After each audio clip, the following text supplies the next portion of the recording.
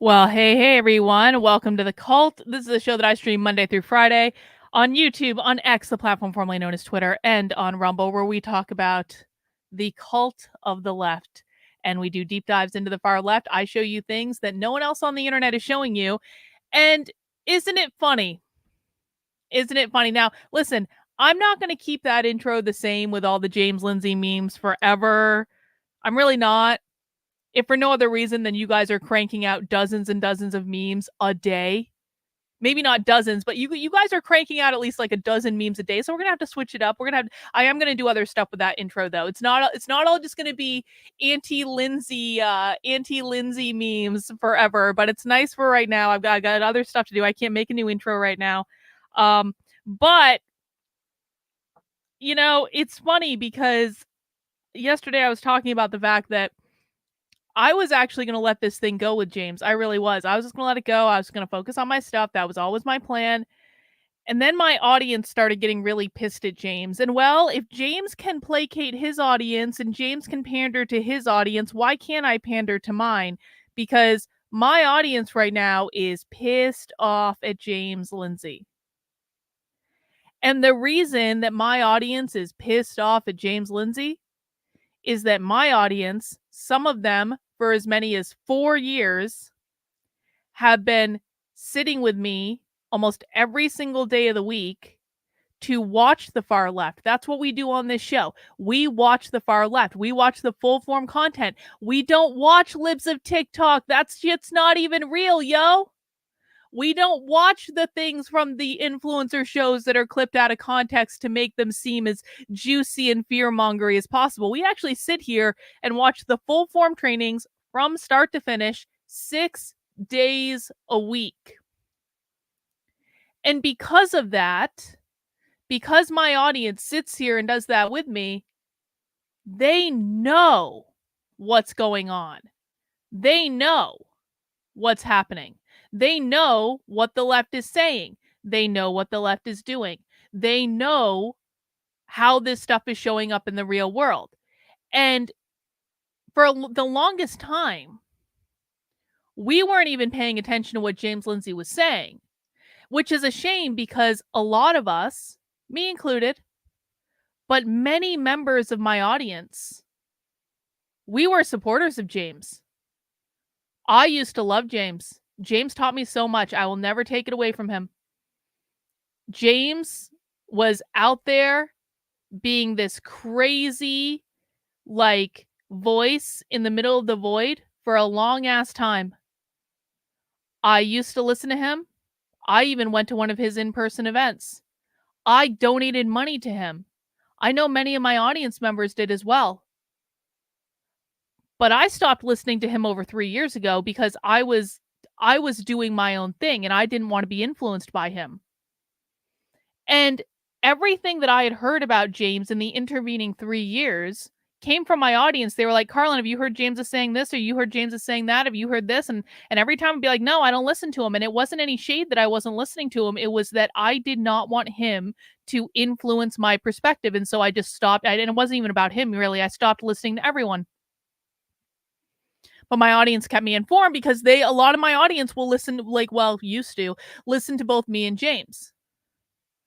And slowly over the course of the 3 years, I started hearing all this crazy stuff that he was getting into, and it kind of sounded like he was going off the rails, but I always tried to keep the peace, and I was like, let him do his thing, he's crazy, but just gonna let him do his thing. And then my audience and I started deep diving into James's more recent content, and we realized just how far off the rails he has gone. And this is actually dangerous, not just from a petty internet feud perspective, although the petty internet feud can be fun, and don't think I'm not enjoying it. But the problem is that people are being grossly misinformed. And this is something that I care about, and this is something that my audience cares about. We care about this stuff so much that we sit here for dozens of hours a week and just watch the left and just listen to them, just to find the clips that we can use to show people what's really going on.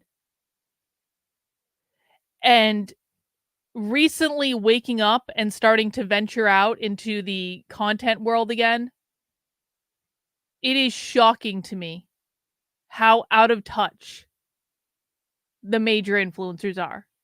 Now, I always knew the Daily Wire was out of touch. I always knew Matt Walsh was out of touch, didn't know what the F he was talking about. I always knew Billboard Chris was a paid shill.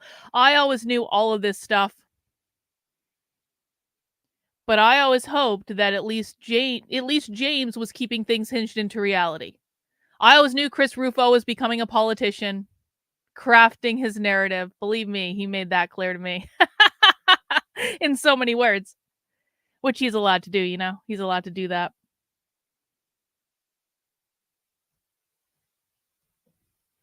Chris says, I came here from James and was hoping to continue watching his shit too because I actually like the philosophy side, but he went crazy a while back. Yeah. Yeah. That's the problem, isn't it? That's the problem. Got a couple super chats. In case you missed it, Florida just screwed themselves. They compromised with the left on the gender identity teaching bill. You don't really. How did they do that? What did they do? I mean, am I surprised that Republicans shot themselves in the foot? No, I'm not surprised. You want to know why? Because in New Hampshire in 2021, when I was working on the anti-critical race theory bill, it wasn't the Democrats who destroyed that bill. It was the Republicans. The Republicans controlled every branch of government. The Republicans controlled the House of Representatives in New Hampshire. They controlled the Senate in New Hampshire. They controlled the governor's office in New Hampshire. The Republicans literally needed 0 Democrat votes in 2021 when they passed that anti-CRT bill. And still, they managed to screw it up and water it down. So am I surprised to hear that another Republican state party is screwing something up in relation to this? No, I'm not surprised at all. Where the fuck is Ron DeSantis? Is this his doing? It was Chris Sununu's doing in New Hampshire. Lies will travel faster than the truth. Ain't that the truth? Ain't that the truth? Oh, isn't this funny? Sin says my personal YouTube, not this one, was unsubscribed today. I used to watch. Isn't that funny that Sin, one of my greatest supporters for years, found her personal YouTube on her TV unsubscribed from my channel? You know, that's funny because right before I went live, something funny happened on YouTube, and I've never seen this before, where my live stream from yesterday got views taken away from it. And I saw this happen in real time. I saw it because I had a browser open from yesterday in the YouTube studio that had the view count up for the video. And then I refreshed the browser because I wanted to see the current view count because it was still open from yesterday. And when I refreshed the browser, the view count went down. How does that happen? How do people take away views from a video between yesterday and today? Well, you guys know I've been shadow banned on YouTube for about over 3 years now. So what I would say to you guys is to make sure you're subscribed on my Rumble channel. Make sure make sure check your subscriptions, make sure you're still subscribed, making sure you're mounting the like button, making sure that you're doing all the things you need to do. I always stream on, almost always stream on Rumble as well. I also am streaming on X right now, so make sure you're subscribed on alternate platforms. I don't know what to tell you guys. What I will say is that I have to harangue people all the time to do basic things like mounting the like button or subscribing or things like that. There is a reason that I harangue you, but people still don't do it because they think it doesn't impact them, like whatever. It is what it is. The show must go on. But I want to go back to James Lindsay because it's funny. Tayton was also a big fan of James Lindsay. Tayton, it was so funny when Tayton started showing up in my timeline because Tayton was sharing all this James Lindsay stuff with me, and I was just kind of like, yeah, bro, okay, fine, whatever.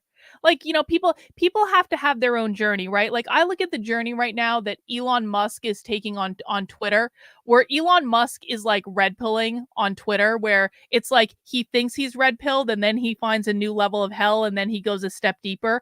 And like, I see Elon Musk like getting like basically responding and retweeting to all these like typical conservative influencers, and I'm looking at this happen and I'm like, he's doing exactly what I did in 2020. He's waking up, but he doesn't know that the conservatives are not the answer to this. But he can't, like, when you first wake up to how effed up the world is, you can't go from point A to Z. okay? Maybe I should do it this way. You can't go from point A, no, wait, no, this is right. A to Z.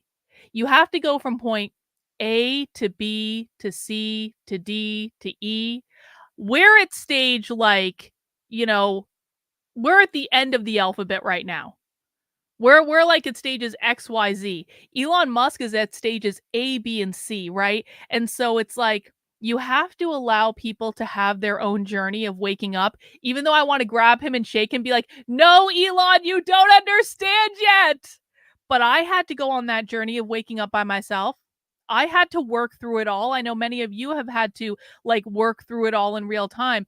And it just like, yeah, Elon Musk will get to stage X eventually. He's a ways away from it now, but he doesn't know that.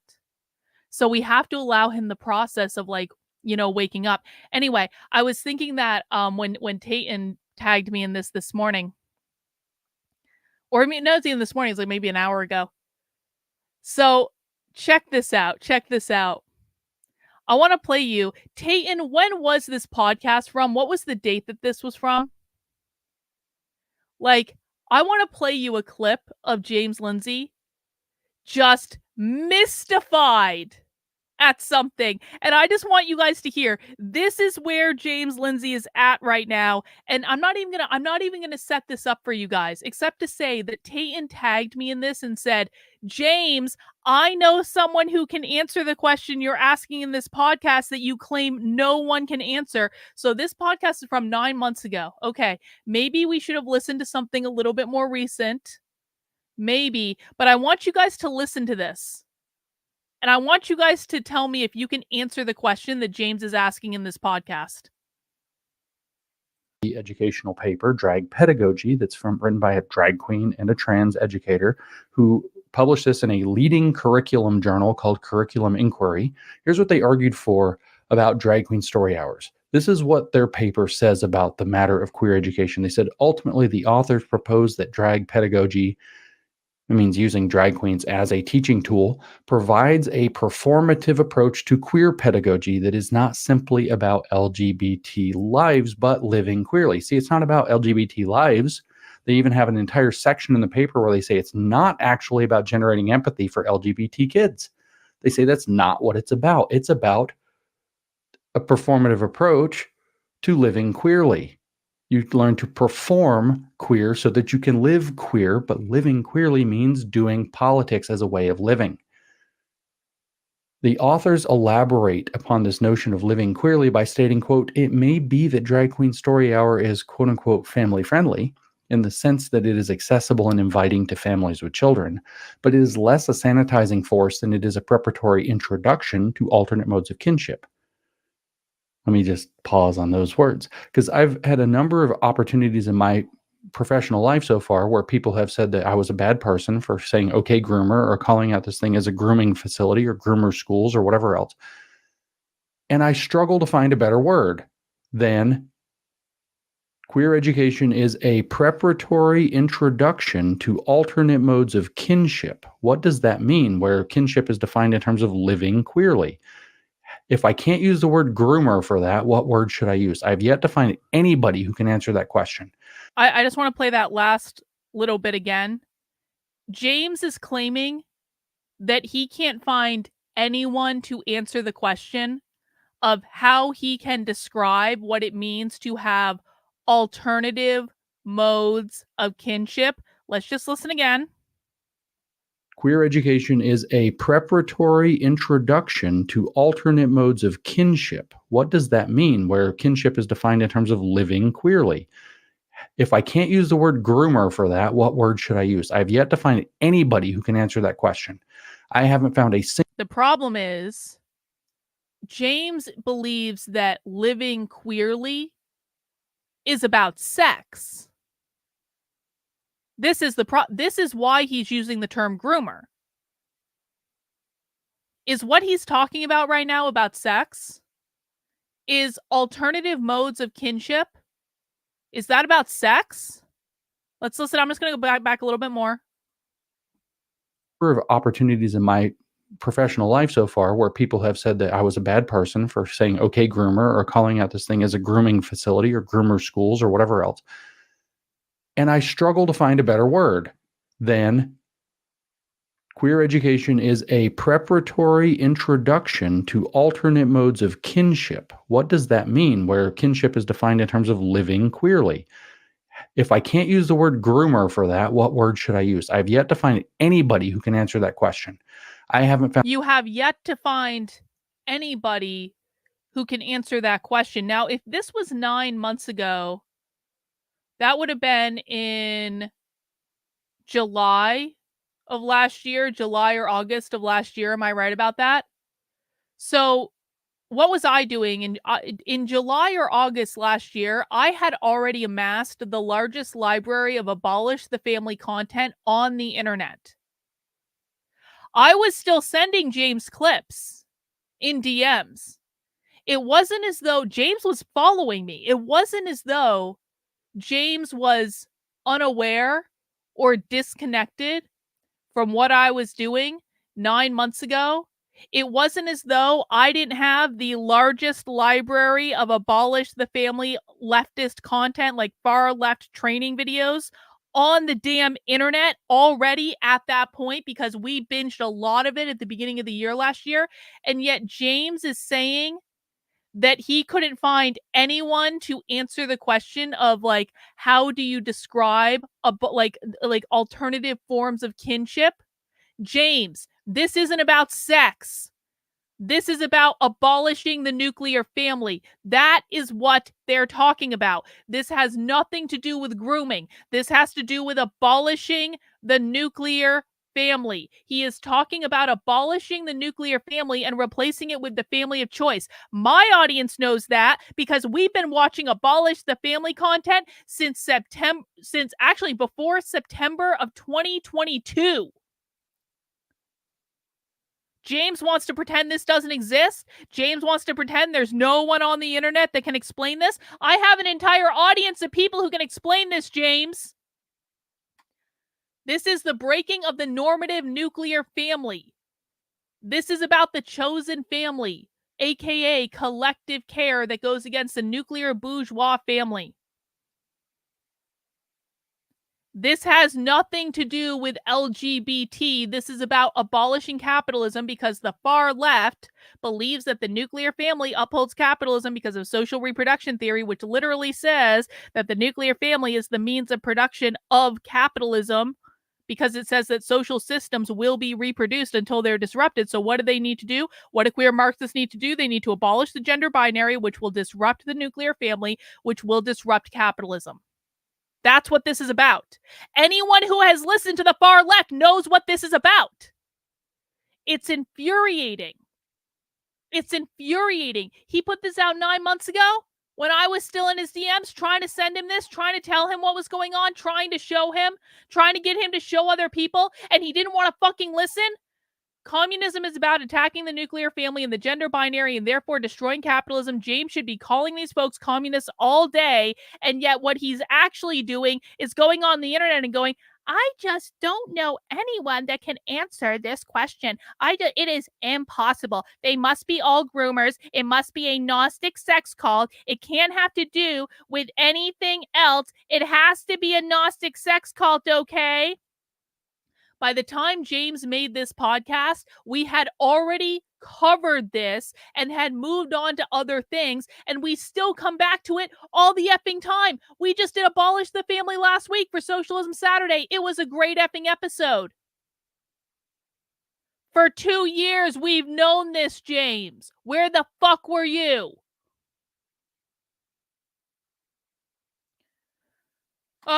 No, it is not about grooming, Paul. That is a James Lindsay fantasy. I know you guys like to cling on to this as much as you can. See, this is what conservatives like to do. They go, it's both! It's both! No, it's not, bro. No, it's not. It is not both. There is no evidence of it being both. The only evidence that exists of it being both is James Lindsay being all over the fucking internet and all over conservative media going, pinky swear, trust me, bro! That's your evidence. The receipts for this don't exist, bro. Refusing to acknowledge the answer doesn't mean no one has been able to answer the question. That's exactly right. But no, no, no. It doesn't count when that crazy bitch on the internet does it, right? It just doesn't count. Let's just listen to that one more time. Just one more, just for my own amusement. Alternate modes of kinship. What does that mean? Where kinship is defined in terms of living queerly. If I can't use the word groomer for that, what word should I use? I've yet to find anybody who can answer that question. We just did, James. Everyone in my audience just did. And Paul, the obvious conservative, is welcome to live in a fantasy land all he wants. But Paul, we are going to ridicule you and shame you every single time you come into our chat and try to push James Lindsay conspiracy theories, because you have no receipts to back this up, bro. You have zero evidence to back it up. You made it up. It is a fantasy. You're either going to have to come to accept that at some point, or we will shame you into running back to James's audience and pretending that what you believe and what you hear from him is real when it is not. Facts don't care about your feelings, bro. Reality matters, and receipts matter more than what you think about it. And you can just sit in timeout because I don't want to hear from you anymore right now. Yes, we are going to reach the point where I start blocking bullheaded conservatives who don't want to fucking listen. I have allowed for years the bullheaded retard conservatives to come into my chat and to just push like, you might think this, but I think you're wrong. I don't have any receipts, but you're wrong because feelings. I've allowed this to go on for years. I'm about to stop.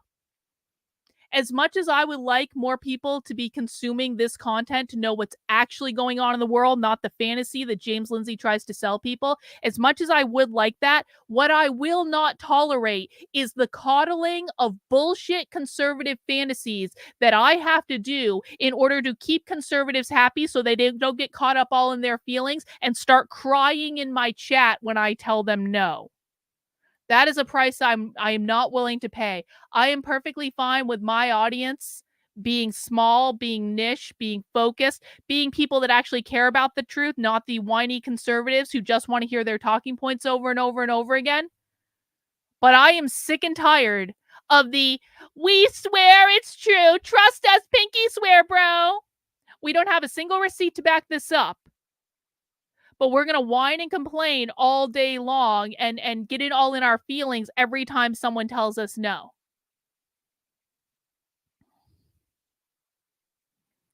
Naruto says, I DM'd you an article about compromise on Twitter worth reading when you can. I appreciate that, Naruto. Nick said, someone argued that whiteness is about skin color while that person is a retard. And I said no, and I showed Tayton's 2-minute video explaining why. And the response I got was, I don't give a fuck. I mean, this is exactly what we deal with from James Lindsay's audience. It is true that a lot of people, like in James Lindsay's audience, once they find my content, they stop listening to James because they realize what bullshit it is. But like, there are so many people that just cling on to this hero worship thing that conservatives love to do. And you can put video right in front of them. I was putting video right in front of James literally for years. I put it in his DMs. He could have watched it.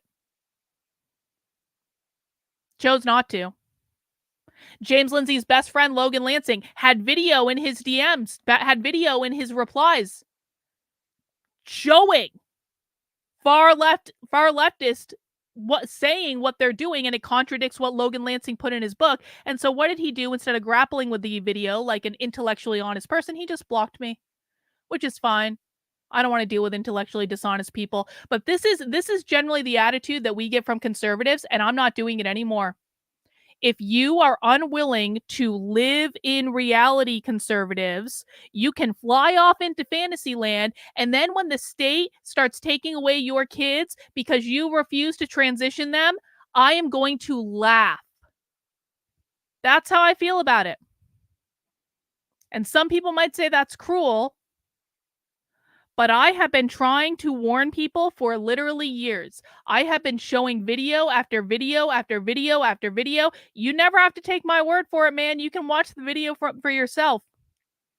You can watch the leftists say it.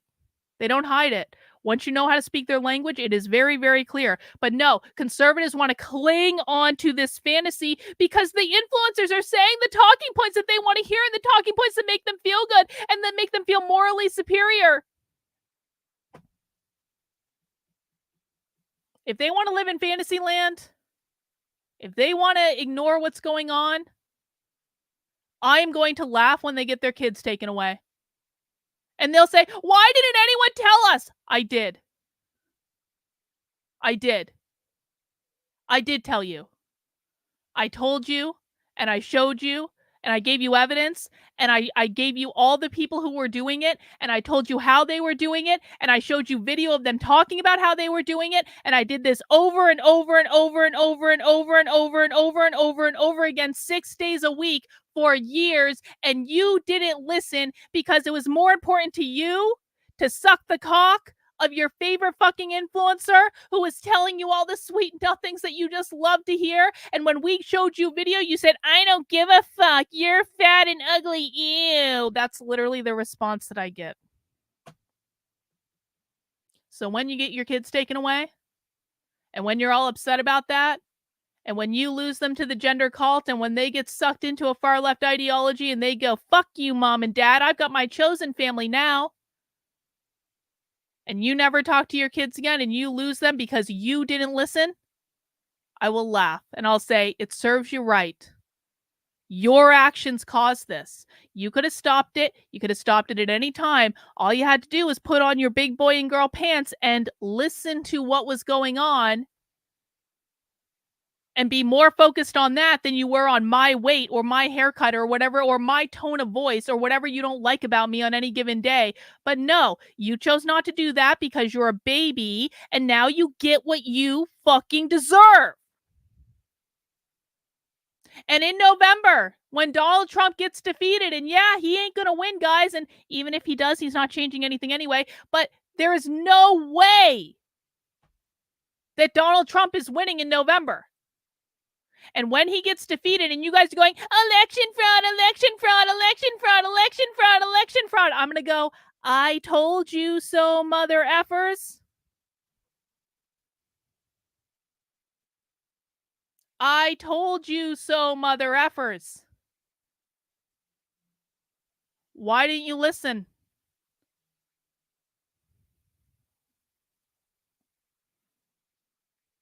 Thank you, Andrew, for the super chat. I wonder if conservative influencers have 3 out of the 4 goals of the woke left. They gain power, they destabilize by ignoring the truth, and attack capitalism by allowing socialists to get away with everything. I mean, I think conservatives would be perfectly fine in a utopia that they controlled. But they're not going to control the utopia. Thank you, Andrew. Tayton said, Carlin leaves us with primary sources and no misinterpretation. That's the issue with reading papers. It's all up to the commentator's interpretation of what it is. Yeah, I mean, and listen, man, the thing about academic papers too, and I've tried to explain this to people, I literally have a PhD. I was in academia for 10 years. Like, academic papers are not a direct translation to what happens in the real world. Academic papers are meant to be applied in the real world. So it's not like a direct, like this is written in an academic paper and then it shows up exactly that way. It's applied. That means there's not a direct translation. That means that you might not, how it's applied might not have anything to do with what was written in the paper. And this is especially true if you're cherry picking papers. James Lindsay is cherry picking papers. I hope people realize this. There are millions of academic papers. Like when I first started working on my dissertation, I had to do these like workshops where I went to work with faculty and they explained to you how to do a dissertation and how to research it and how to do it. And like I had this faculty advisor that like he was just like he was a guy that like this is the type of guy he was. He wore an eye patch not because there was anything wrong with his eye, but just to like freak people out that he had an eye patch. I swear to God. He did this the entire first seminar that I worked with him, had an eye patch on the whole time. And then at the end of the seminar, took the eye patch off and everything was fine. He was just fucking with people.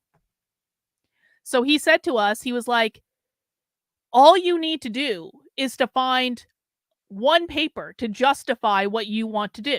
That's like literally all you need to do. And you can find a paper to justify any perspective. That is how like broad the research library of like these academic journals is you can literally find a paper to justify any perspective that you want. You just need to find it, and then you can go down that road because you have the justification to go down that road. That's how this works. It's a giant con, really. Like, people can make shit up and say whatever they want, but if you find someone else that makes something up that is convenient to the story you want to tell, that's all you need, bro. And that's exactly what James Lindsay is doing. He is cherry picking papers that say the things he wants them to say. When we are watching socialist training, I don't even know what they're going to say. I was going to say half the time, but it's like, I never know what they're going to say. I have some idea of it because I've watched a ton of this stuff now. But like, when I show a video, the video that we're going to watch today, I have no idea what they're going to say in this video. No clue. They could say something completely contradictory to everything that I've ever told you guys. But what I've managed to develop is a pattern over the course of clipping this shit for years and years of different people, different groups, different events, different speeches, all saying the same thing. I don't need one academic paper. I have a pattern. That is so strong that everyone in my audience can answer all of these questions. The people that listen anyway, not Paul in Tucson. Paul in Tucson doesn't fucking listen, but everyone else can. So this isn't just me saying this. This is far left activists training other far left activists all over the country in what they believe, and the same themes show up over and over and over and over and over again. And guess what is not one of those themes? A Gnostic sex cult. And it's funny because the real far left doesn't really talk about kids all that much at all. How the far left talks about kids is in terms of them wanting to liberate children from the adult supremacy of their parents because they believe that parental rights are a form of private property, just like slavery. But I've actually heard leftists say, and I've heard this on more than one occasion, they don't believe kids should be sexualized young. I've heard them say this at their events, at their private events. Just because they don't believe that children are the private property of their parents doesn't mean they think kids should be sexualized young. That's just a fact. I'm sorry if that pisses people off. I have heard them say it. I have Sophie Lewis on tape saying this.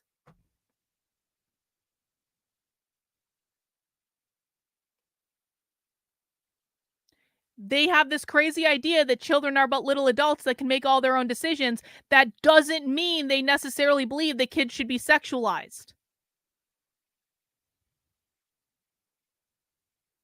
But no, we have to run around with this crazy Gnostic sex cult conspiracy theory that isn't grounded into reality. And I know that a lot of you just want to demonize everyone on the left, but isn't it a good thing? Isn't it a good thing that I can point out like far left activists that do some crazy shit in the world, but they're like, but we don't want to sexualize kids. Like, isn't that a positive thing? No, it's not a positive thing in the land of conservatives because all they want is to see groomers and pedophiles everywhere. That's all they care about. They're surrounded by groomers and pedophiles at all times, and James Lindsay is the fucking person that did it. Anyway, that wasn't really the topic of the show today. We're gonna do something else, but I just had to get that out of my system. All right, I might do as many as several more rants about him in the coming weeks. No, it is not a Gnostic sex cult. That's retarded. So today, guys, what we're going to do is we're going to watch a presentation from the United Church of Christ, which is the most woke church. The most woke church. And this is a presentation from just 6 days ago. It is called Embodying Women and Gender Justice Year-Round. Join the national staff for United Church of Christ Women's Week as we embody women and gender justice year-round. We'll share stories and hear why our commitment to women in the world around the world matters, and learn tangible ways to engage with gender justice. And they got all sorts of stuff in the receipts. And you can see the United Church of Christ has a beautiful rainbow logo.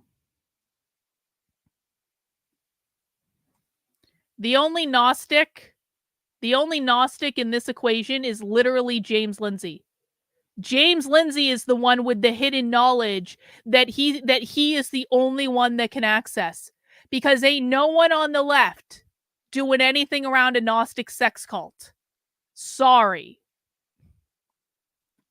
Yeah, I heard about that. So the Revolutionary Communists of America released a manifesto. I thought about covering that today. That's part of the reason I was late, is I was like, do I want to cover this goddamn manifesto or do I want to do something else? I feel like I've given the Revolutionary Communists enough coverage for right this second. I want to move on to other things. That's not to say we aren't keeping an eye on them. I just don't want to do any more right this second. So we're going to watch this today and we'll see what tomorrow. Actually, no, we won't see what tomorrow breaks, because I'm going to be on Adam Green's show tomorrow. Milo says, say capitalism, James. Why can't James Lindsay say capitalism? Why? See, Paul, this is the problem. We have nailed why Paul does not understand that the conservative Gnostic sex cult grooming fantasy is not real. This is the problem, Paul. I have only listened to your channel for 3 days. That's why you still think all this bullshit is real, bro. You haven't been around long enough, and that's not a knock to you. Like, and maybe I should be a little bit nicer to you because I didn't know you'd only been around for 3 days, all right? But what I will tell you is that if you listen more, you are going to realize very, very quickly how wrong you are and how wrong your influencers have been. And I'm sorry for that, bro. But like, the fact that you've only been around for 3 days is the problem. Everyone has to start somewhere. So it just is what it is. And agree with most of what you're saying, but what's the end game? How do you stop communism? How you stop communism, Paul, is that you need to learn the language and you need to hinge yourself into reality of what they're doing. If you are not willing to learn the language and you are not willing to detach from the conservative Gnostic sex cult groomer fantasy that has been created, because that's not real, bro. That's not real. You need to hinge yourself into reality of what the left is doing. And if you're not going to do that, there ain't no stopping this. I'm not going to give you a checklist. I literally wrote a whole book with 4 chapters worth of checklists. So if you want tactics, you can go do that. But what I'm telling you is that if you do not understand the left and you are not hinged into reality, then there is nothing that you can do that will make a difference. Because right now, everyone on the conservative right is being distracted by the magician's assistant, and the magician's assistant is over here and she's got a tight dress on and she's twirling and you can see her boobs and you can see her ass and she's twirling all over the stage. But the magician's assistant is not the one doing the trick. The magician is doing the trick over here. No one on the right now is watching the magician do the trick.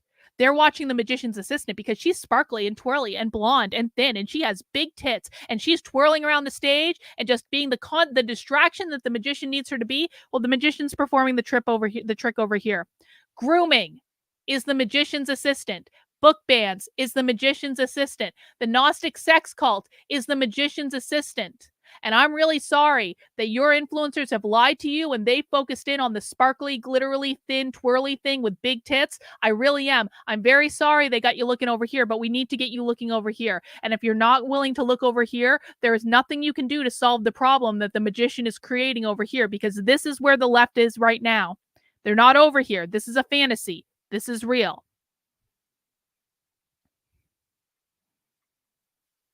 Some other answers in the chat for Paul. And again, Paul, maybe I was too hard on you. I didn't realize that you had only been around for 3 days, okay? I apologize for being a little bit of a bitch, but you're just going to have to get used to it if you're going to be around my channel. Let's see. I want to show...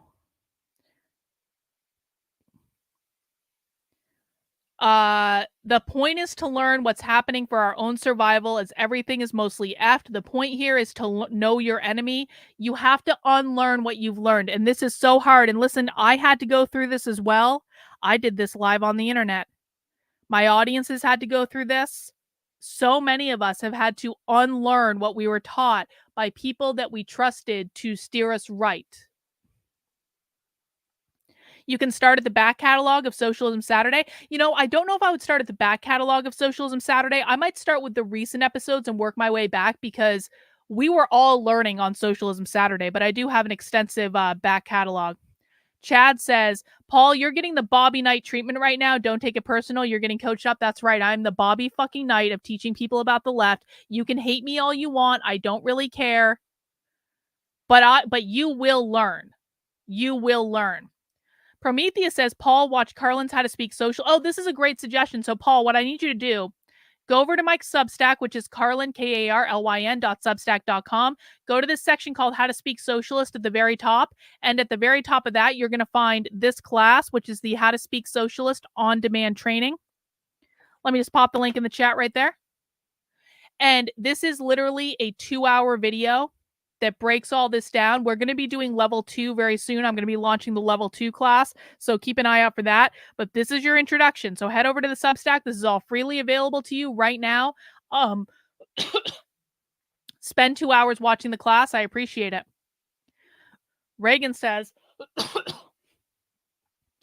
the socialists will tell you themselves in their own words what they're doing. You just have to listen. That's exactly right. Exactly right. Tayton says, you will quickly see in the next hour, things are slowly unraveling and maybe you'll see a pop quiz. I mean, there'll probably be several pop quizzes. I appreciate that. The language is the real secret Gnostic information conservatives need to learn. That's exactly right. Exactly right. Rottweiler says, I think it's important to differentiate epistemic Gnosticism from religious Gnosticism, meaning operating with a high level of epistemic certitude. Lindsay needs to do his epistemology homework. Well, that's true as well, Rottweiler. I appreciate that. All right.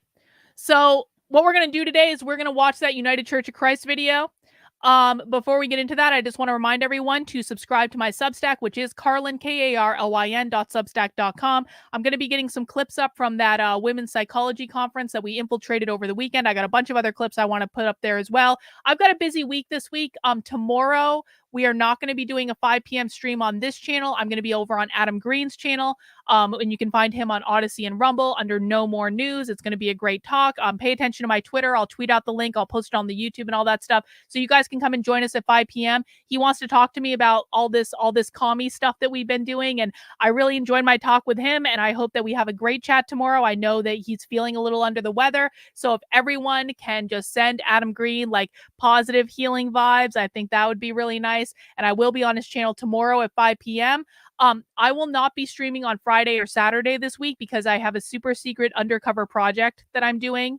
That's going to put some really amazing content on this Substack, actually. So make sure you're subscribed to the Substack. And if you want to support my super secret undercover project, where I will be, learning about gender all weekend, hint, hint, nudge, nudge, head over to the Substack, subscribe for $8 a month, $80 a year. I am entirely self-funded. I am grassroots funded by you guys, so I don't have to give you any conservative talking point bullshit. My only job is to tell you the truth and to bring you the receipts and to break them down for you in plain English in a way that no one else on the internet is doing. So head over to the Substack, make sure you're subscribed. You can also head over to the Unwoke Art store and make sure you pick up some limited edition merch. We've got the Make McCarthyism Great Again design in the store right now. That's only going to be in the store through the end of the year, or the end of the month, rather. End of the month, not the end of the year, end of the month, because it is a limited edition design. We've also got, of course, bots, 4 goals of the woke left design. That's just like one of the most popular items in the store right now. It looks awesome. What else do we have? Let's see. Let's do socialists or gay. Actually, someone says someone on Twitter got this T-shirt the other day, and they posted a great picture of it. This is my Fahrenheit 451 take, which I think is pretty cool. But my favorite design in the store, probably socialists are gay. Probably this one. If I had to choose, I think it would be this one. So you can get all sorts of cool stuff in the Unwoke Art store. All of this does support the work I'm doing, and I really do appreciate it. All right, let's pop in and do our video. Let's do our video. Thank you guys for letting me yammer for close to an hour before actually getting started. Need to work out some feelings on the internet. We are watching the wokest of all woke churches, the United Church of Christ, talking about women and gender justice. Please make sure you mount the like button for me. Please make sure you are subscribed on whatever channel you are watching on. Let's get this party started. We're so glad that you're here with us. Wherever you're joining us from, thank you for choosing to spend your time, whether it's live in the webinar or after on UCC's YouTube channel. We're so glad that you're here. I'm Rachel Ward. My pronouns are they, them. I'm the team lead and minister for gender and sexuality justice. And we are here to celebrate UCC Women's Week. This is a time when we celebrate and lift up the rich diversity and expansiveness of women around the world. Advocating for women is critical, especially in this moment. And the injustices that women are facing impact all of us. We hope. We'll do a vote on who's going to say capitalism first after they introduce themselves. Don't worry, we've already got a they, them speaking, so that bodes well for us. This conversation today widens the table of inclusion by inviting you to embody women and gender justice year round. And when we say women, we mean the full expansiveness of God's creation. The issues women are facing intersect with so many justice issues. Issues like poverty, racism, bodily autonomy, classism, sexism. The list could go on and on and on. And I'm joined today by three of my wonderful colleagues who work at the United Church of Christ national setting from across the large swath of these justice issues that women face. And they're here to share their work, their stories, and ways for you to embody this work together. Becca Choate is here, Minister for Global Advocacy and Education. Sherry Warren is here, Minister for Women and Gender Justice. And Tara Barba is here, Minister for Ministerial Support and Accountability. I am so grateful that we're going to be in this conversation together. And if you want, please use the chat to let us know where you're joining us from. We'd love to know. We'd love to see your name. Thank you so much. So let's take a breath and let's take a seat at the table and start with our first question. And it is, why is it so critical that we prophetically show up and advocate for women, especially in this moment? And I'll start with you, Becca. Thanks, Rachel. I'm so glad to be with you all today in conversation on this, because it is an issue, as you said, that covers a lot, right? We find that women disproportionately. All right. Well, I guess they're not doing an introduction, so maybe we can just do the capitalism vote. Let me just put a poll in the chat real quick. And sorry, I'm only going to be able to do this on YouTube. Who will say capitalism first? So hang on. They're all going to get a number. They don't actually have an identity because they're all collectivists. So what I want you guys to do is both register a vote in the poll and then also vote your number in the chat. For number 1, we have Rachel, they, them. For number 2, we have Becca, she, her. For number 3, we have Tara, she, her. And number 4, we have Sherry, also she, her. So 1, 2, 3, or 4. Who's going to say capitalism first? If you want to take the outside perspective and say no one's going to say capitalism, please put that in the chat. Unfortunately, I can only do 4 options in the poll, so we won't be able to do that in the poll. But again, we've got 1, Rachel, they, them. 2, Becca, she, her. 3, Tara, she, her. And 4, Sherry, also she, her. Bear the brunt of all of these societal issues. So whether it's, it's poverty, access to healthcare, access to fair wage and labor things, it's just, across the board, women tend to bear the brunt of that impact. So, particularly now, in this day and age, we've got a lot of things happening in the world, right? There's a lot of conflict, there's a lot of war, there's a lot of pain, and that heavily impacts and disproportionately impacts women and girls specifically. As you hear in the Bible, right? We're all one in the body of Christ, and when one part of the body suffers, we all suffer. So I think it's only right. Not Milo, sorry. Human Centipede asks how many people on the Twitter stream today. We currently have 172 people watching on Twitter. I appreciate you guys, in addition to the 124 I have on YouTube. And let's see, how many do we have on Rumble? 39 on Rumble.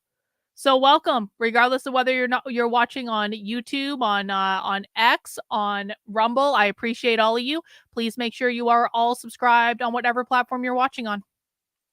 As our calling as Christians to lift up the suffering of our siblings around the world and to work for a just world for all. And that's part of why we're here. Sherry, you want to go next? Absolutely. Thanks, Becca. It is a critical time in American society as well as society all around the globe.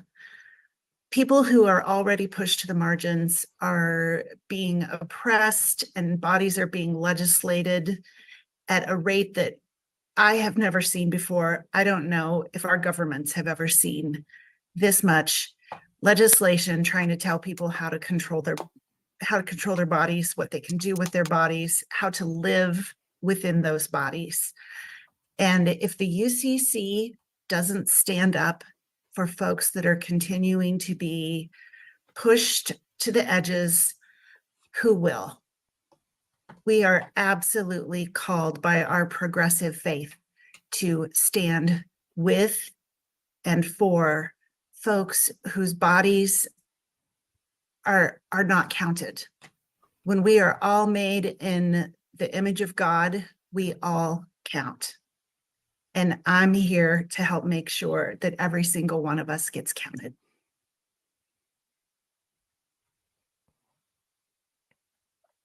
Sherry is a Amen. good progressive. Amen. She's a good progressive. I'll just What jump she in. is. Thanks, Sarah. I'm so Good. sorry. I was No, that's all right. distracted by hearts popping up. I was Yes, right we there can with do you. this. Right there with you. Yeah. Thanks, Tara. Yeah. And really, I'm so grateful to be here with you and with my brilliant colleagues in the ministry. And I'm coming with this question at the intersections, right? We've talked about all of the different ways already that women's issues are not just solely about women, and more than just women should care about women's issues because they intersect with all of the other issues. And with my work in the United Church of Christ, with ministers, with clergy women, with those preparing for ministry and serving in ministry, and the oversight, it's true here too, right? That the intersection of women's lives, women's issues, justice, wholeness, the flourishing of the church and of society and of the Look how world pretty this slime really is. is related to It's so how nice. women are treated, how women are Nice and valued, gold. how women are allowed, as we said, control of their bodies and decisions, able to live into God's call. And so it's a joy, and it feels like an urgent time to be a part of this conversation. Thank you so much. Yes, this is the honey slime. Thank you, gold. each of you, for sharing the impact and the moment that we're in, and the prophetic call to be a part of this work. It's so important that we take space and time to even become aware of the types of work within women and gender justice that takes place within the United Church of Christ. It's why we have Pop quiz for the chat. What does gender justice mean? Does anyone want to take a guess? Gender justice. What does that mean?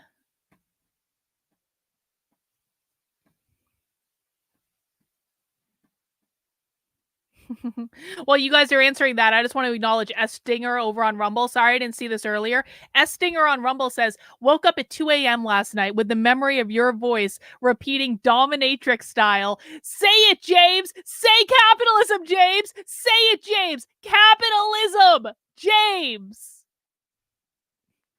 I love it. I love it. All right, what does gender justice mean? It means gender equity. It means liberate from the gender binary. What does it mean to liberate from the gender binary? What needs to happen in order to be liberated from the gender binary? Tayton says the knitting needles are getting dusty. The struggle is real, Tayton. I'm taking a trip on Friday. I don't know exactly what I'm going to be bringing with me for knitting. I got to figure that out. Anyway, gender justice means the abolition of the gender binary, because the woke left believes that gender equity is not possible until gender is abolished entirely. That's why they want to abolish the gender binary. This is why we are on James Lindsay's ass to tell people that this is about abolishing the gender binary, because the woke left believes that capitalism created the gender binary created the nuclear family upholds capitalism, which is defined as private property ownership through social reproduction theory, which says that social systems will reproduce themselves until they are disrupted. The way that they're trying to disrupt the nuclear family is by abolishing the gender binary, which they are doing through gender ideology, which they might call gender justice. That is why James Lindsay needs to remove his head from his ass and tell people this is not a Gnostic sex cult. This is about abolishing the gender binary to attack the nuclear family, and this is where all the attacks on parental rights are coming from right now. This is about freedom from the gender binary. Equity meaning socialism. No, it does not mean this. It does not mean this. Gender justice does not mean LGBTQ rights. It does not mean this at all. It has nothing to do with being gay at all. Nothing to do with being gay, nothing to do with being trans. Stick around, Brian, you're going to learn a lot. Liberating from the gender binary. Exactly. Freedom, gender justice means freedom from the gender binary, which means freedom from capitalism. When they say, we are not free until everyone is free. When Queers for Palestine says we are not free until everyone is free, what they mean is free from capitalism. That's what they're referring to. Gender equity, which is socialism, it means liberation from the gender binary. It's the same as abolishing the gender binary. Correct. It means liberation from the oppressive binary of gender imposed on us by capitalism. My audience can answer this. James Lindsay's audience can. I'm just saying. Freedom from gender norms of capitalism. Not equality. Nope, Kate, you aren't there yet. Equality and equity are not the same thing. The far left does not want equality. Even these are progressives. These aren't even socialists. These are like woke progressives, okay? But they don't want equality. They want equity, and those are two different things. Kate's still learning. That's okay. Everyone has to learn on their own time. Gender justice means women being free from the oppressive system of capitalism, i.e. childbearing. Yes, this is why reproductive justice is such a big thing on the left, because they believe that reproductive justice is another way of liberating women from the oppressive gender binary, otherwise known as the patriarchy. Exactly. Well done. Lots of correct answers. Well done. If I didn't show yours, you still know if you got one correct or not.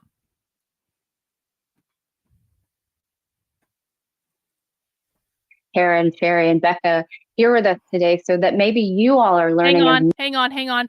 Kate is asking a question. I'm not going to answer this. I want the chat to answer this. And this is a good question. Kate is still relatively new here, just like Paul, and other people might be new here as well. So if you're new, welcome. We're glad you're here. What does equity mean? Pop quiz for the chat. What does equity mean? Equity means equality of outcomes. Yup. What else? Equity means everyone ends up in the same place. Exactly. It's not about equality of opportunity. It's about equality of outcomes. Equity means sameness. Equity means Marxism. That's what it really means. Equal outcomes instead of equal opportunities means everyone gets the same outcome. The resources are distributed unevenly, but they're distributed unevenly so everyone ends up in the same place. Nope, Brian, you got a lot to learn, bro. I don't say that with any disrespect. We all start somewhere, but you've got a lot to learn. So I'm going to encourage you to listen, to ask good questions. Make sure that if you don't understand what we're saying, that you ask for clarification. There's no shame in that. No shame in learning. That's what this is for. Equity means everything the same. It's the opposite of equality. Equality of outcomes, i.e. socialism. Equity equals equality of outcomes. It is very, very important, guys, that everyone understand that when they're using the term equity, they mean Marxism. That's what that means. Equity is the opposite of capitalism. These people want to abolish capitalism, which they define as private property ownership. That's what the equity is what is designed to replace capitalism. Equity is about a managed economic system in which everyone has access to everything they need. It is managed outcomes. It is the literal definition of socialism. Every time you guys see an equity department in your kid's school district, that department is pushing Marxism. There is no capitalism in an environment created on equity. Does everyone understand? Lots of other correct answers in the chat. Kate says thank you to the chat. I appreciate the chat as well.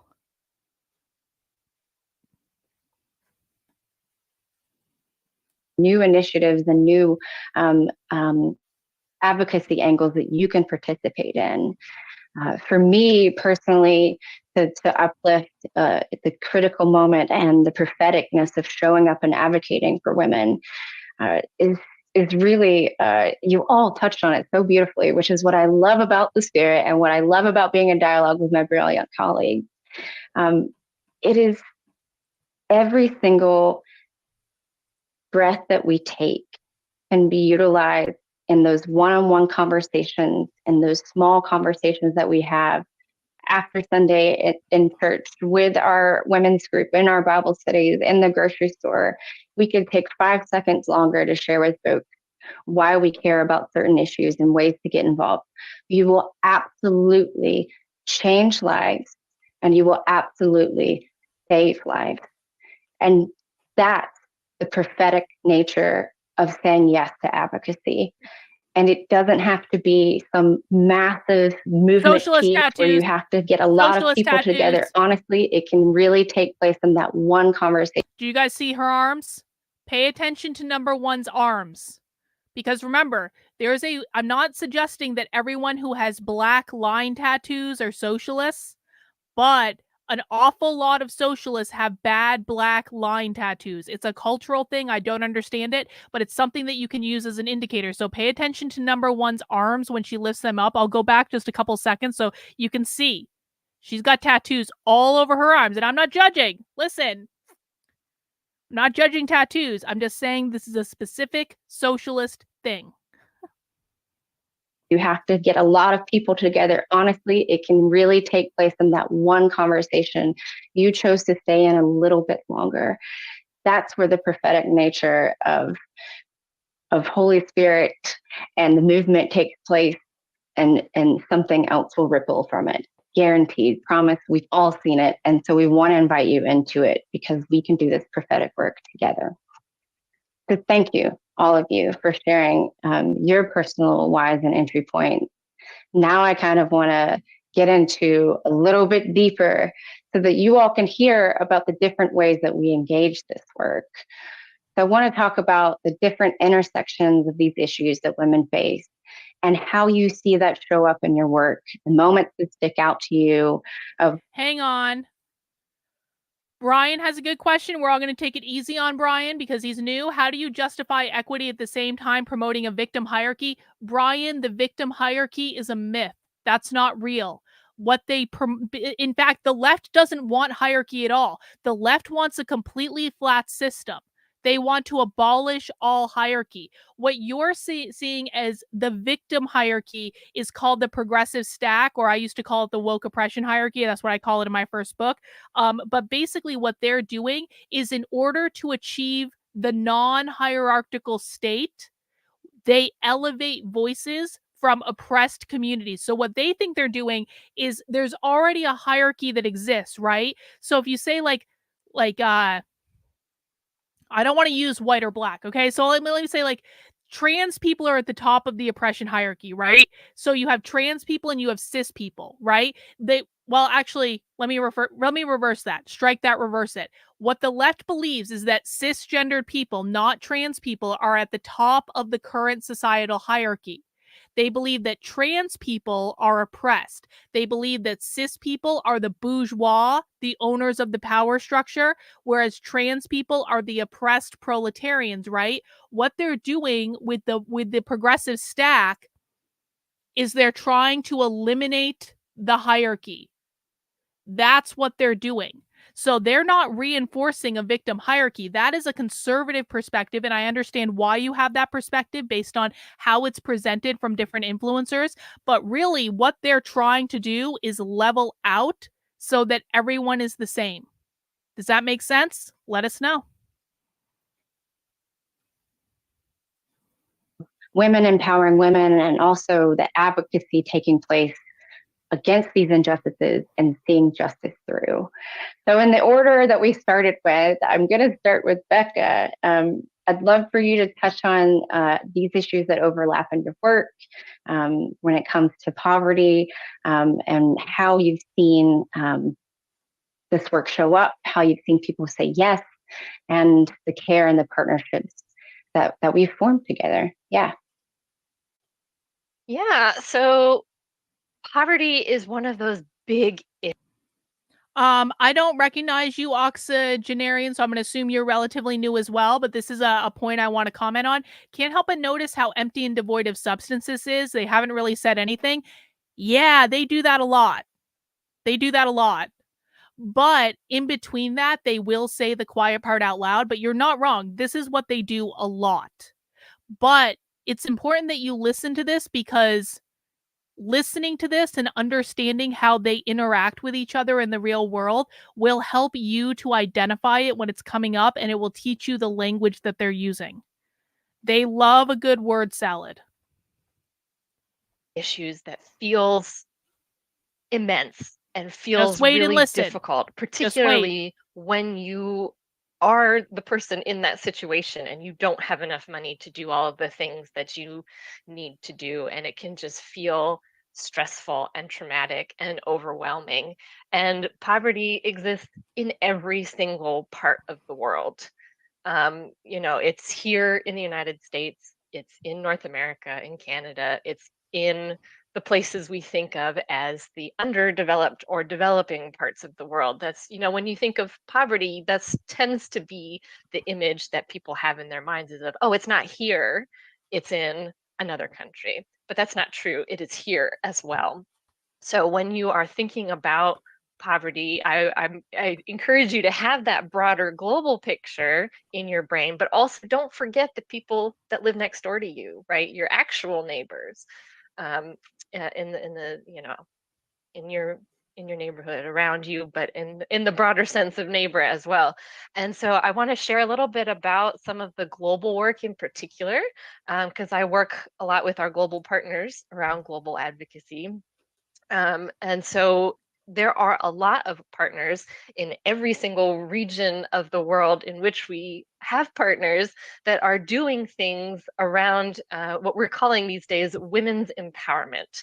And economic empowerment specifically. So when we're talking about what does economic empowerment mean, and what does that mean in particular for women and girls, so that's not just the fact that there's more money coming into the house because someone is able to get a job and work.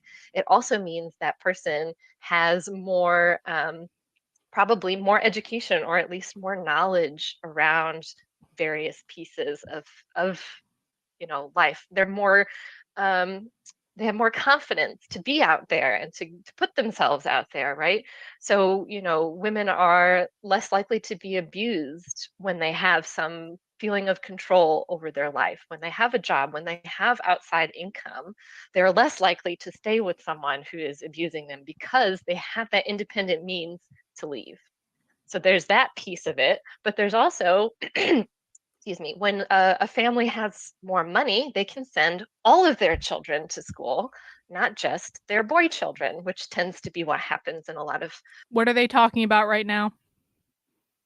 Pop quiz for the chat. What are they talking about? When someone has more resources, they can do this for all their children rather than families that have fewer resources. Wouldn't it be nice if every family had all the resources they needed? Why do some people have more resources, aka more private property, than other people? That's what she's saying right now. Wouldn't it be nice if everyone just had everything they need? What's another word for everyone having everything they need? Equity. This is literally being taught to kids in school. I have an article on my Substack about the UCLA School of Education doing a class with a bunch of 8th graders for months where they had them build an entire city based on equity, and they learned that equity means everyone has what they need. This is not theoretical. This is taxpayer-funded education for your elementary school children. That's what she's talking about. What they're really talking about is Marxism. It's from each according to their ability, to each according to their need. It's redistribution of resources. Some families just have more than others. Wouldn't it be nice if all families had access to the same resources? They're talking about capitalism. They're talking about capitalism. Because of capitalism, because of private property ownership, some people have more resources than other people. Abolish the family central planning. Exactly. Yup, this is also going to get into the removal of parental rights at some point. They're talking about Marxism. Exactly. You guys got it. Equity No, it's not equity enforced by socialism. Equity is socialism. Equity is socialism, guys. Equity, a society built on equity and a society built on capitalism cannot exist in the same time. Those are two dichotomous things. They cannot exist together. You either have private property or you don't have private property. It is one or the other. One of those things is capitalism. Having private property is capitalism. Not having private property is equity or socialism. Yep. Exactly. Once you see it, you can't unsee it. That's exactly right. That's why we all need to learn how to speak socialist. That's what we're doing here. Places where those choices need to be made because they don't have enough money to send all of their children to school. So when you have enough money to do that, that means the girls are getting educated as well, which means they're going to have a better shot at doing better for themselves in the future, right? They're not going to be married off as a child. They're going to have, a bigger chance to do something with their lives and be who they want to be. No matter what that is. And they're more likely to have knowledge and control over their reproductive choices as well. So economic empowerment can mean a lot of things. Money in this day and age, in the world that we live in, really does kind of run the world, right? You need money to do things as much as we would like that not to be the case. So I want to share a story from our partner. You need money to do things as much as we would like that to not be the case. That UCLA School of Education class that I mentioned, where they're teaching 3rd graders to build a society built on equity, in that society, there is no money. They do want to eliminate money at some point to be replaced with rations or vouchers or whatever they're going to call it, but they do want to get rid of it. Partner in Egypt, the Coptic Evangelical Organization for Social Services, otherwise known as CEOS. They're one of our longtime global ministries partners, and they've been doing all kinds of work in the realm of women's economic empowerment. So I want to share a story that we got.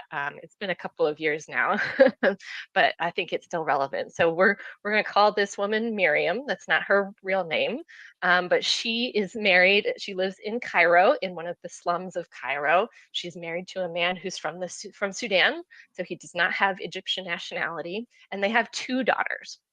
So her husband, who does not have Egyptian nationality, was injured at work when he was working, and he became paralyzed. And now, because he's not an Egyptian national, he doesn't get any benefits from the Egyptian state. So therefore, Miriam had to figure out how to bring money into the house to care for her husband, who has serious medical needs, and to care for their 2 daughters as well. So she kind of just started out doing some of that informal labor that we find all too common in other parts of the world and here as well. She went and started working for an elderly woman who needs help around the house. She was doing some housework. She was, just helping out for, some amount of money. That was not a lot. And then this elderly woman was moved into her family's home, so no longer needed that support. So Miriam was again left without a choice. Where does she go? What does she do? She doesn't have any education. She's illiterate. She doesn't know what her options are or her choices are. So she found in the slum an organization that is affiliated with SIAS, one of their projects that they started to help in these types of situations. So when she started working there, so she was getting a salary, they had literacy classes. So she learned how to read and write, which means she could now help her daughters with their schoolwork, where previously she would have to send them to a neighbor or pay for someone else to help them with their schoolwork if they needed it. But she can do that now. And they helped her get her insurance card and national identity card. Two very important things that now, if something happens to her, because she has those documentation, her daughters will be supported in the event that something happens to her, regardless of if it was at work or if it was somewhere else.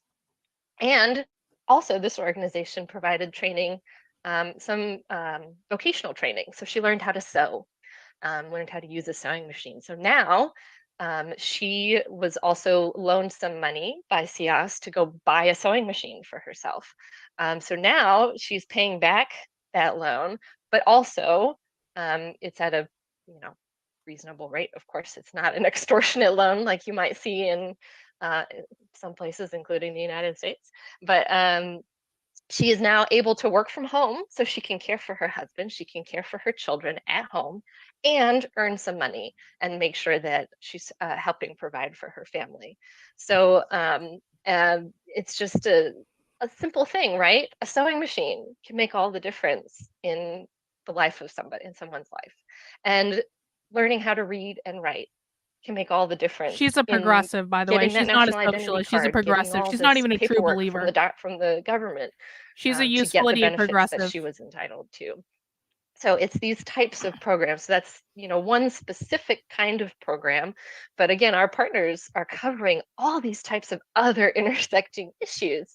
You've got anti-human trafficking programs, you've got agricultural programs, you've got climate change programs. You've got, programs that are serving the people working in the red light district outside US Army bases in South Korea, for example, right? There's all of these intersections that all relate to poverty and all relate to the hookers that fuck the military. So that's, one piece of a bigger issue. And I would encourage you all, if you're curious about this, to go to our Global Ministries website. We've got, as I said, it's in the link is in the chat. Laura dropped that in for everyone. There's a whole wide range of projects that go from, encouraging girls to be more confident in themselves and to give some more continuing education, to do all this kind of really important, empowering work. So I'd encourage you to go check all of those out and to see the good work that all of our partners do with support from us in the United Church of Christ. So that's a big piece to it. And the reason we're talking about poverty today is mostly because next week starts the Commission on the Status of Women at the United Nations, and its theme this year is around poverty and the achievement of gender equality by addressing poverty. So that's that's the main reason I'm talking about this today. And I would encourage y'all, if you're interested, the Commission on the Status of Women happens every year at this time of year in March. Last year it happened over International Women's Day, which was nice, but they don't usually do that. It's usually the second and third week in March. But I think I'll talk more about that towards the end. So I'll pass it back over to you, Rachel. Thank you. Thank you so much, Becca. I'm so glad that you brought up the Global Ministries page. Hang on. Kate has a question, and sorry I missed it, Kate. Kate says, what's the difference between progressives and others, by which I mean socialists? Okay, so if you listen to the conservative right, you think that Democrats are socialists. They're not. If you think that progressives are socialists, they're not. Liberals are not socialists. Democratic socialists aren't even considered to be socialists by the real socialist left. So essentially how I think of it is most Democrats, most people who you might call liberals, most progressives, they're just people who think that they need to do this stuff in order to be good people. They're people who think that, to be quite frank, the conservative political ideology sucks. There are people who have been turned off by social conservatism on the right. There are people who are pro-choice. That does not mean pro-abortion. That means pro-choice. They want women to have a choice. There are people who believe that they believe in fairness and justice and gay rights and all that stuff, and they just want everyone to be treated fairly. And when they look at the conservative right, they see a group of unhinged lunatics who are acting overtly racist, acting overtly like homophobic, doing all of the things that they're like, why can't you guys just be normal people? And I'm not necessarily suggesting or advocating for use of words like homophobic and that sort of thing, but what I will tell you is that when you are on the left and you're just like a normal Democrat or a progressive or a liberal, like the conservative right looks crazy to you because of their adherence to social conservatism, and particularly the conservative Christians who says that everyone's going to hell but them and they won't, and it's just like, it looks really unreasonable. Most of these people are really just trying to do what they think they need to do in order to be good people. They just want there to be fairness in the world. They want everyone to be treated well. They want gay people to be able to get married. They want trans people to be left alone, to be happy. They want women to have a choice if they become pregnant. They want all the things that just like that socially liberal stuff. When you're getting into the left, though, you have to understand that just because you're a Democrat doesn't mean that you have an understanding of what the far left, the real socialists, the ones who own the education system, it doesn't mean you have an understanding of what they're doing.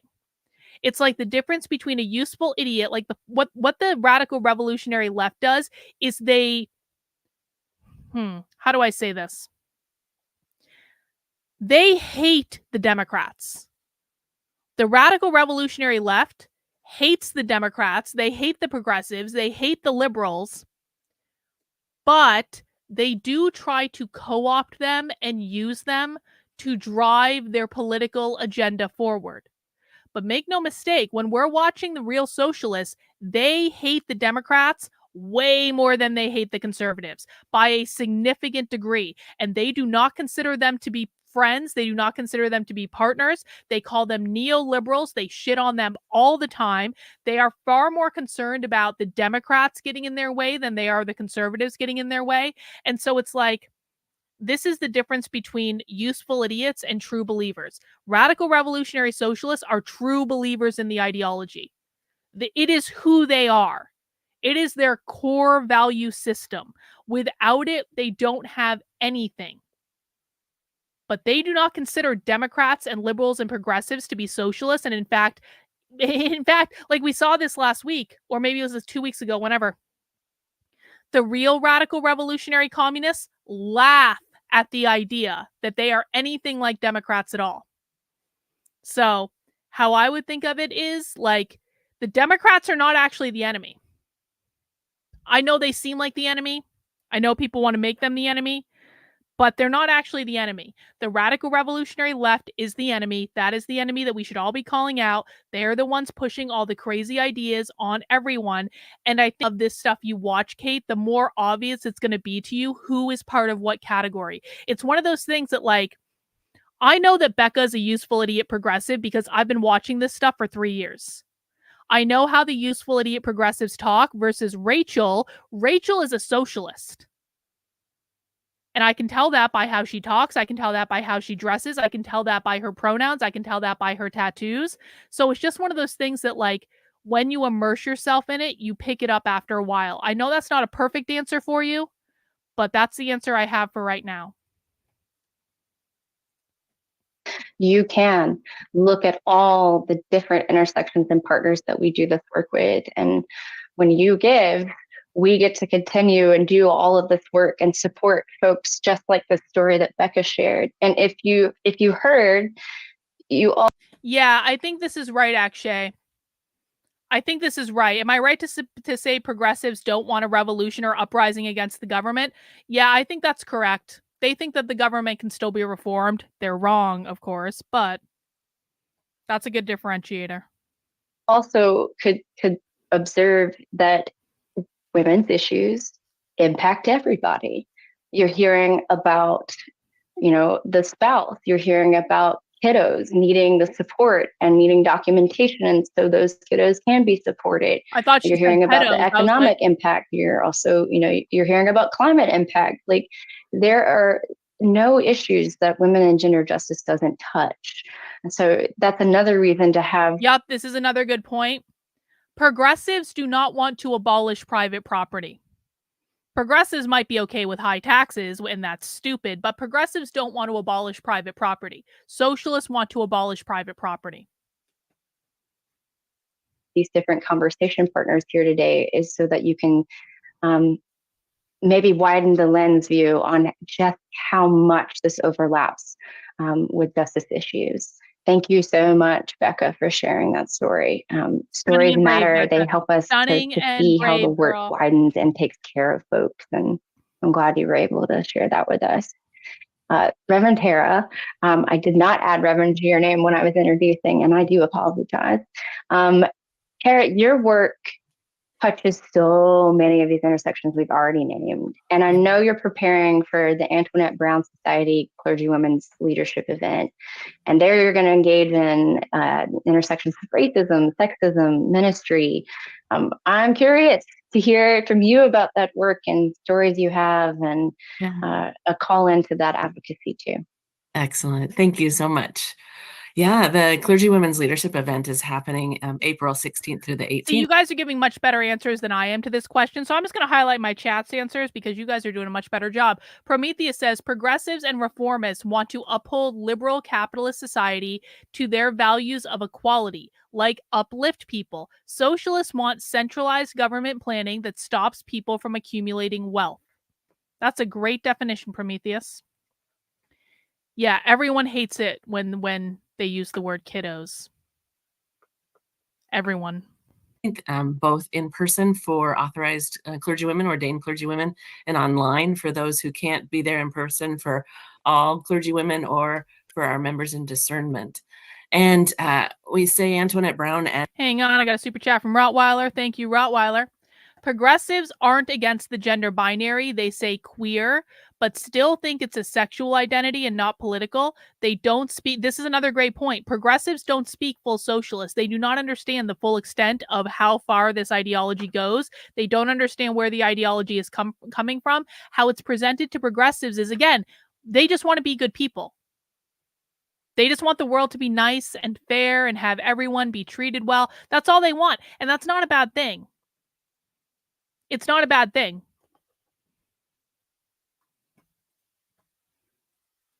And as if everybody knows what that means.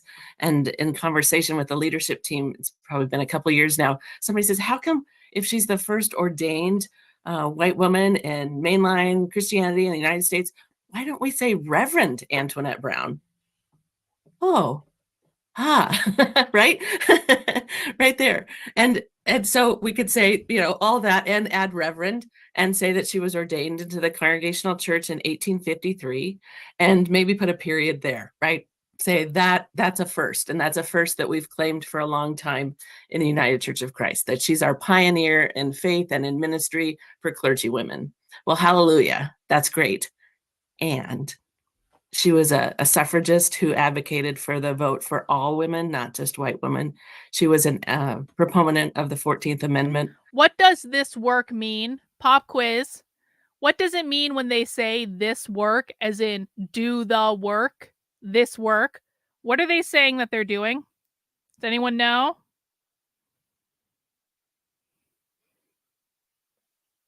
What is do the work, this work? The struggle, yup, the struggle, the work of the revolution. The work to implement socialism. Exactly, Kate. The activism. Exactly. The struggle, the perpetual revolution, the struggle against capitalism. Dismantling capitalism. Be part of the struggle. Be a revolutionary. It's the activism, the perpetual revolution. Destabilizing society to usher in capitalism. Destroying capitalism. Working towards liberation from capitalism. Working towards liberation via the perpetual revolution. Advancing socialism. The perpetual struggle. The revolution. The struggle for liberation. You guys are doing so good today. Disrupting the norm, and the norm is capitalism, isn't it, Sandy? The implementation of the 4 rules of the woke left, which are gain as much power as possible, destabilize the system, attack capitalism, usher in their Marxist utopia. That is the perpetual revolution. Sin's got the goals in there as well. The revolution to smash capitalism. Exactly. Well done. Way early. I just learned she challenged Darwin on sexism in his theory of evolution. I mean, she was incredible. And so there's a fuller picture then of who she was, in addition to daring to ask to be ordained, to actually demand to be ordained in the Congregational Church in the 1800s. And so we look to her as this pioneer, and throughout recent history in the United Church of Christ, we've lifted up clergy women and honored them as being excellent embodiments of clergy in the legacy of Antoinette Brown Blackwell. And that in itself is an amazing thing. But a couple of years ago, and I'm relatively new in this role working with the Antoinette Brown Society, in the news, we saw the confirmation hearings of Ketanji Brown Jackson. Maybe you saw a part of those, even just a meme or a few seconds of that interview.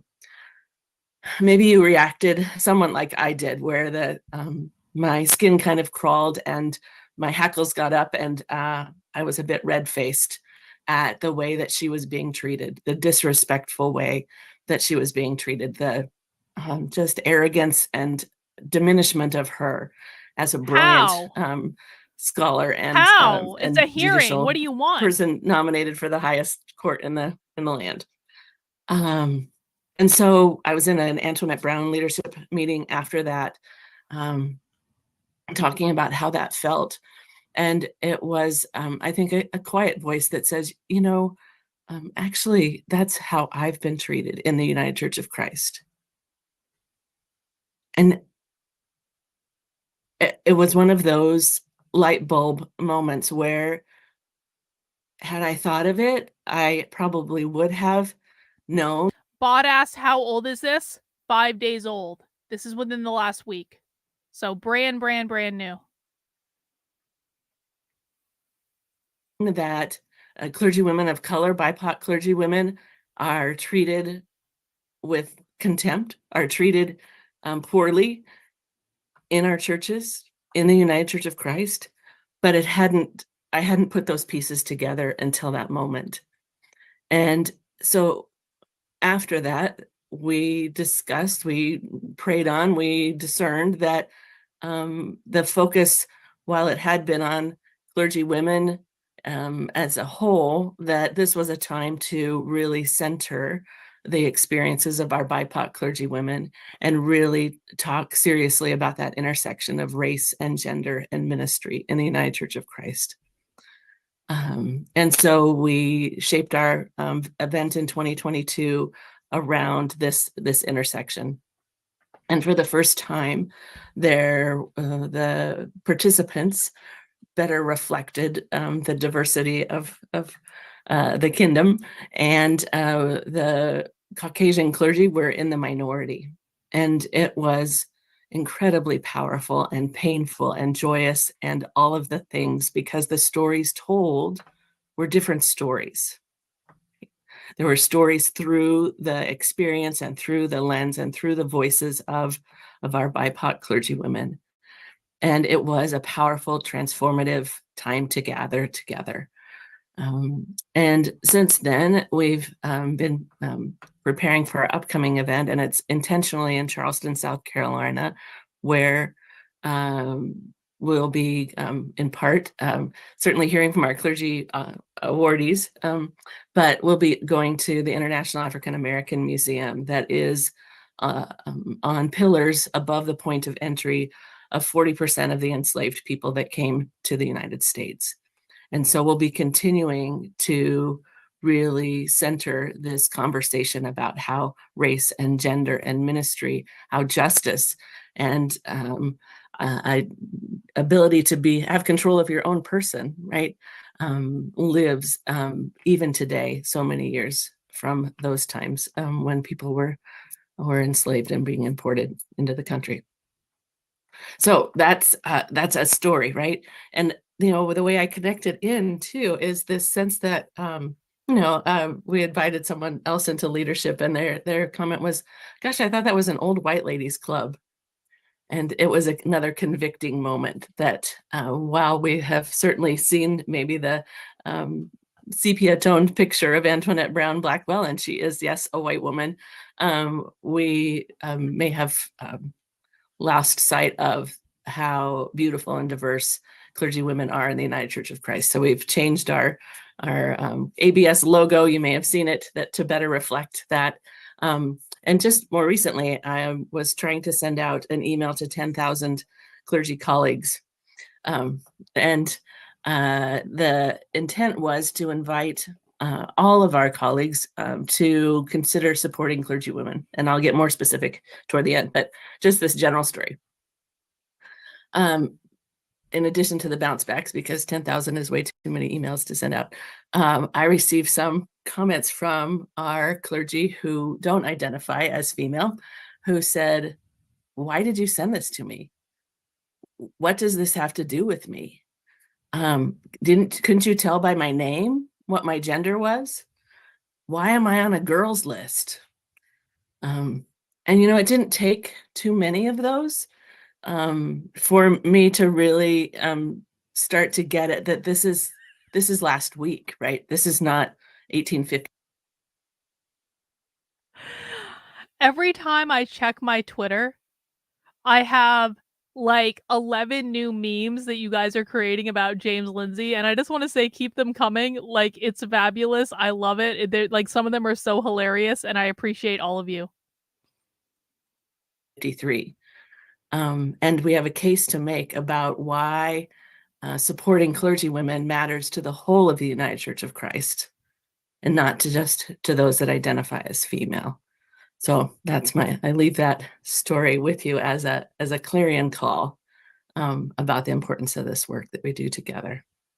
Thanks, Rachel. Yeah, of course.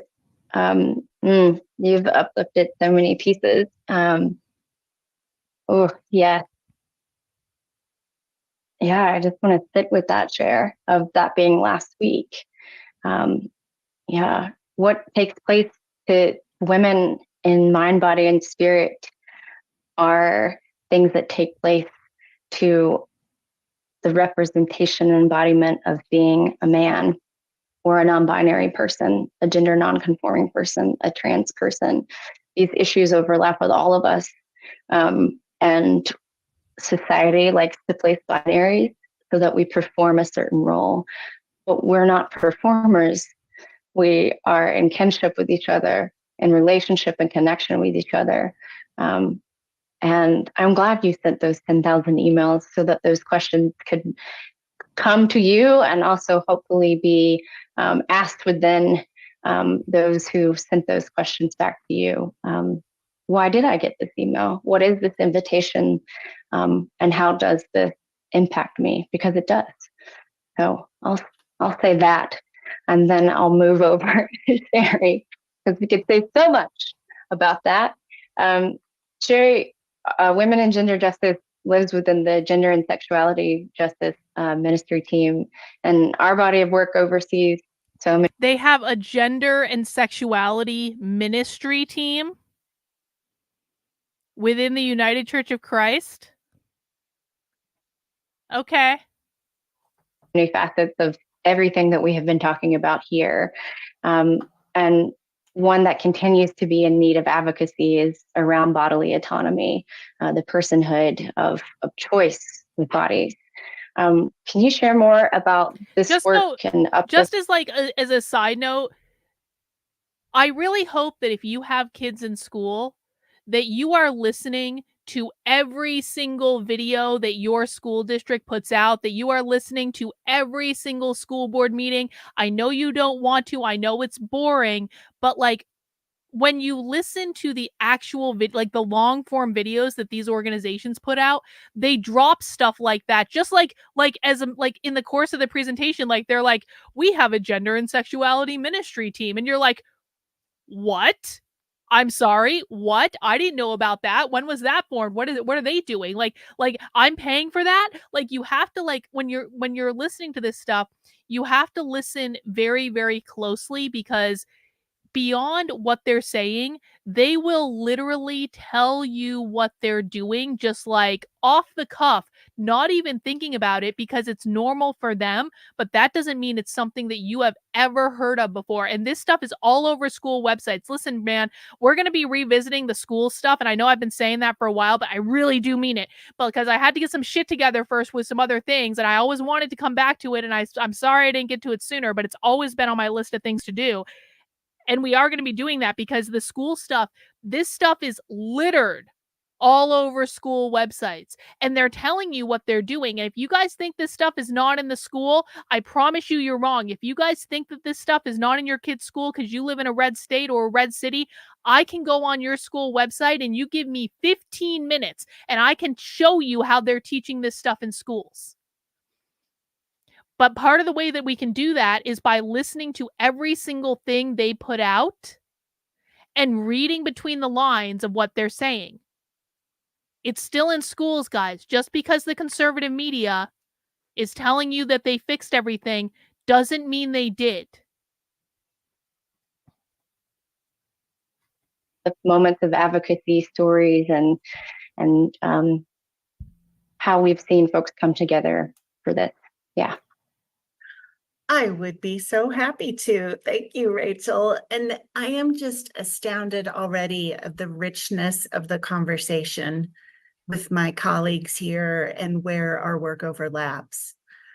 As you said, Rachel, a lot of my work in my role as Minister of Women's and Gender Justice focuses around bodily autonomy. And just to make sure people know what that means, that is the right to do what you want with your own body, life, and future. Including transing the kids. And it is amazing how many people do not have equal human rights around this particular topic. Like trans kids. Women's rights are human rights, as my colleagues have made clear. Trans kids' rights and are in the human rights. UCC, we try, and definitely within my office and the national staff, we take a very expansive and inclusive stance. That's important. This is the national staff of the United Church of Christ.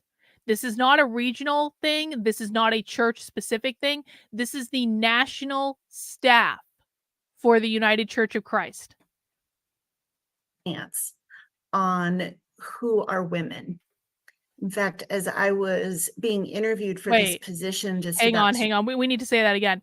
The national staff for the United Church of Christ takes an inclusive position on who are women. Is this considered to be controversial? Definitely within my office and the national staff, we take a very expansive and inclusive stance on who are women.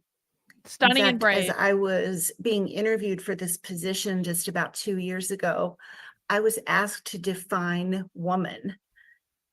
And I was really rather surprised. And I said, you know what? I don't think that's my job to define who gets to call themselves a woman. This is the national staff coordinator for the gender section, the gender advocacy section of the United Church of Christ. And the person running it doesn't feel it's her place to define what a woman is. Let's listen to that again. That was just too good. That was perfect.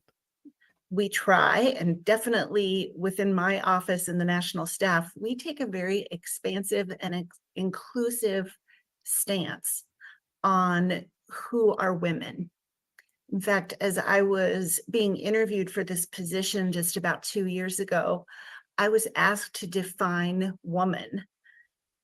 And I was really rather surprised. And I said, you know what? I don't think that's my job to define who gets to call themselves a woman. If somebody wants to identify as woman and work with me on this set of challenges, I am happy to have them by my side. So I just want to know, for people who are saying like these people are just saying a whole bunch of word salad earlier in the presentation. Yeah, they were saying a bunch of word salad earlier in the presentation, but if you don't listen to the full presentation, you don't get to that. This is why you have to listen to the full presentation, because you miss beautiful nuggets like that. Tayton says, "What is a woman?" UCC they should say Eve. They really should. But no, everyone can be a woman now. So we often use the word woman. Sometimes we use women with a WOMYN or even an XN to be even more inclusive and symbolize the intersectionality of True. womanhood. It is foreplay. Cis women are women. True. Girls are future women. Trans women are women. Gender non-conforming people are welcome to hang out with us, as are allies and other folks who want to lift up and address the need for us to recognize that, as Tara said, women in clergy work need to be respected and honored. Women across the globe have a way of seeing and being in this world that needs to be honored. Becca talked a lot about poverty, and one of the areas of poverty that my work addresses that honestly I hadn't even heard of until I was at the Commission on the Status of Women several years ago and went to a workshop on it, this idea of period poverty, which refers to the fact that in many parts of the world, people who menstruate do not have access to the supplies that they need to do so hygienically and respectfully. 22 million menstruating people in the United States alone in the last year suffered from period poverty at some point. And what happens when we don't have access to supplies to take care of our hygiene and menstruation needs is that we miss school, we miss work, we miss out on opportunities that would help us rise to equitable standards with other people in our nation and around the world. So one of the things that I am working on is a menstrual hygiene toolkit for our congregations to be able to use so that they can have events rather like the one that we had at General Synod in July in Indianapolis last year. Phenomenal event where we worked with Church World Services to create. By the way, I actually don't have any problem with like putting I mean, tampons should be free everywhere. I'm sorry, that's just reality. But they don't need to be in the men's room. I am fully in favor of tampons being free every possible place. I'm not in favor of putting them in the men's room because men will just fuck around with them and no one needs that. It's a giant waste of money. If a man needs a fucking tampon, he can ask a woman to go into the woman's bathroom and get him a fucking tampon. I don't know why this is so hard. And the fact that that sentence just came out of my mouth, and it makes complete sense in this world in which we live in, should really give everyone pause. Menstrual hygiene kits for people who are experiencing transitions, specifically transitions that lead them to be refugees or asylum seekers, living in different kinds of shelters, people who are experiencing natural disasters. And I only learned recently that the Red Cross does not actually provide any sort of menstruation supplies when they are when they're addressing a natural disaster or some kind of other disaster and providing shelter for folks. So to me, menstrual health is about bodily autonomy and respecting our bodies and giving us dignity and the supplies that we need to take care of them. Some other ways that I also work around autonomy is focusing on gender-based violence and sexual violence, which is disproportionately experienced by women all around the globe. Two of the initiatives that we have within the United Church of Christ, where we have partners that we work with on these issues to bring awareness and advocate against them, is Break the Silence Sunday and Thursdays in Black, both of which you will begin to see more coverage from the United Church of Christ national offices about activities focused towards lifting those up for people to become more aware. I also work on in conjunction with one of my colleagues, Reverend Amy Johnson, who is our Minister of Sexuality and something. She is responsible for the Our Whole Lives program. And I probably wouldn't work as closely with Amy, except for the fact that I have been in Our Whole Lives, or OWL as we call it, an OWL trainer and facilitator for many years. And so I am very personally invested in the program and the values that it helps clarify for people and gives them the opportunity. Guys, breaking news. Liz Wheeler is going to share that communist clip that we got last week, and I'm really excited about that. Liz Wheeler is one of the good ones. I underestimated Liz Wheeler at first, and I feel bad about that. Liz Wheeler is going to share that communist clip, and Liz Wheeler is also going to share, do you guys, and I know I told some people this yesterday, but I'm going to like reiterate for people who don't know. Do you guys remember that clip we got from that crazy socialist group where they wrote a book called Socialist Reconstruction? And this was like months and months and months ago. Do you guys remember that clip that we got where the socialists were saying that they were going to redo the 2020 riots in 2024? And they said it overtly. They're like, we're just going to riot again in 20, and it's going to be worse this time. She's going to share that too. So kudos to Liz Wheeler, one of the good ones. We love her. I appreciate her. She does a good job. All right, back to the show. To do their own thinking about how they want to be in respectful relationship and be responsible with folks. So I'm always beating a UCC drum for Our Whole Lives and encouraging folks in congregations to adopt that set of curricula and use it to the fullest that it will allow them. And I saw a little heart come up. So somebody out there is loving on OWL as much as I am. It is so hard to be a woman.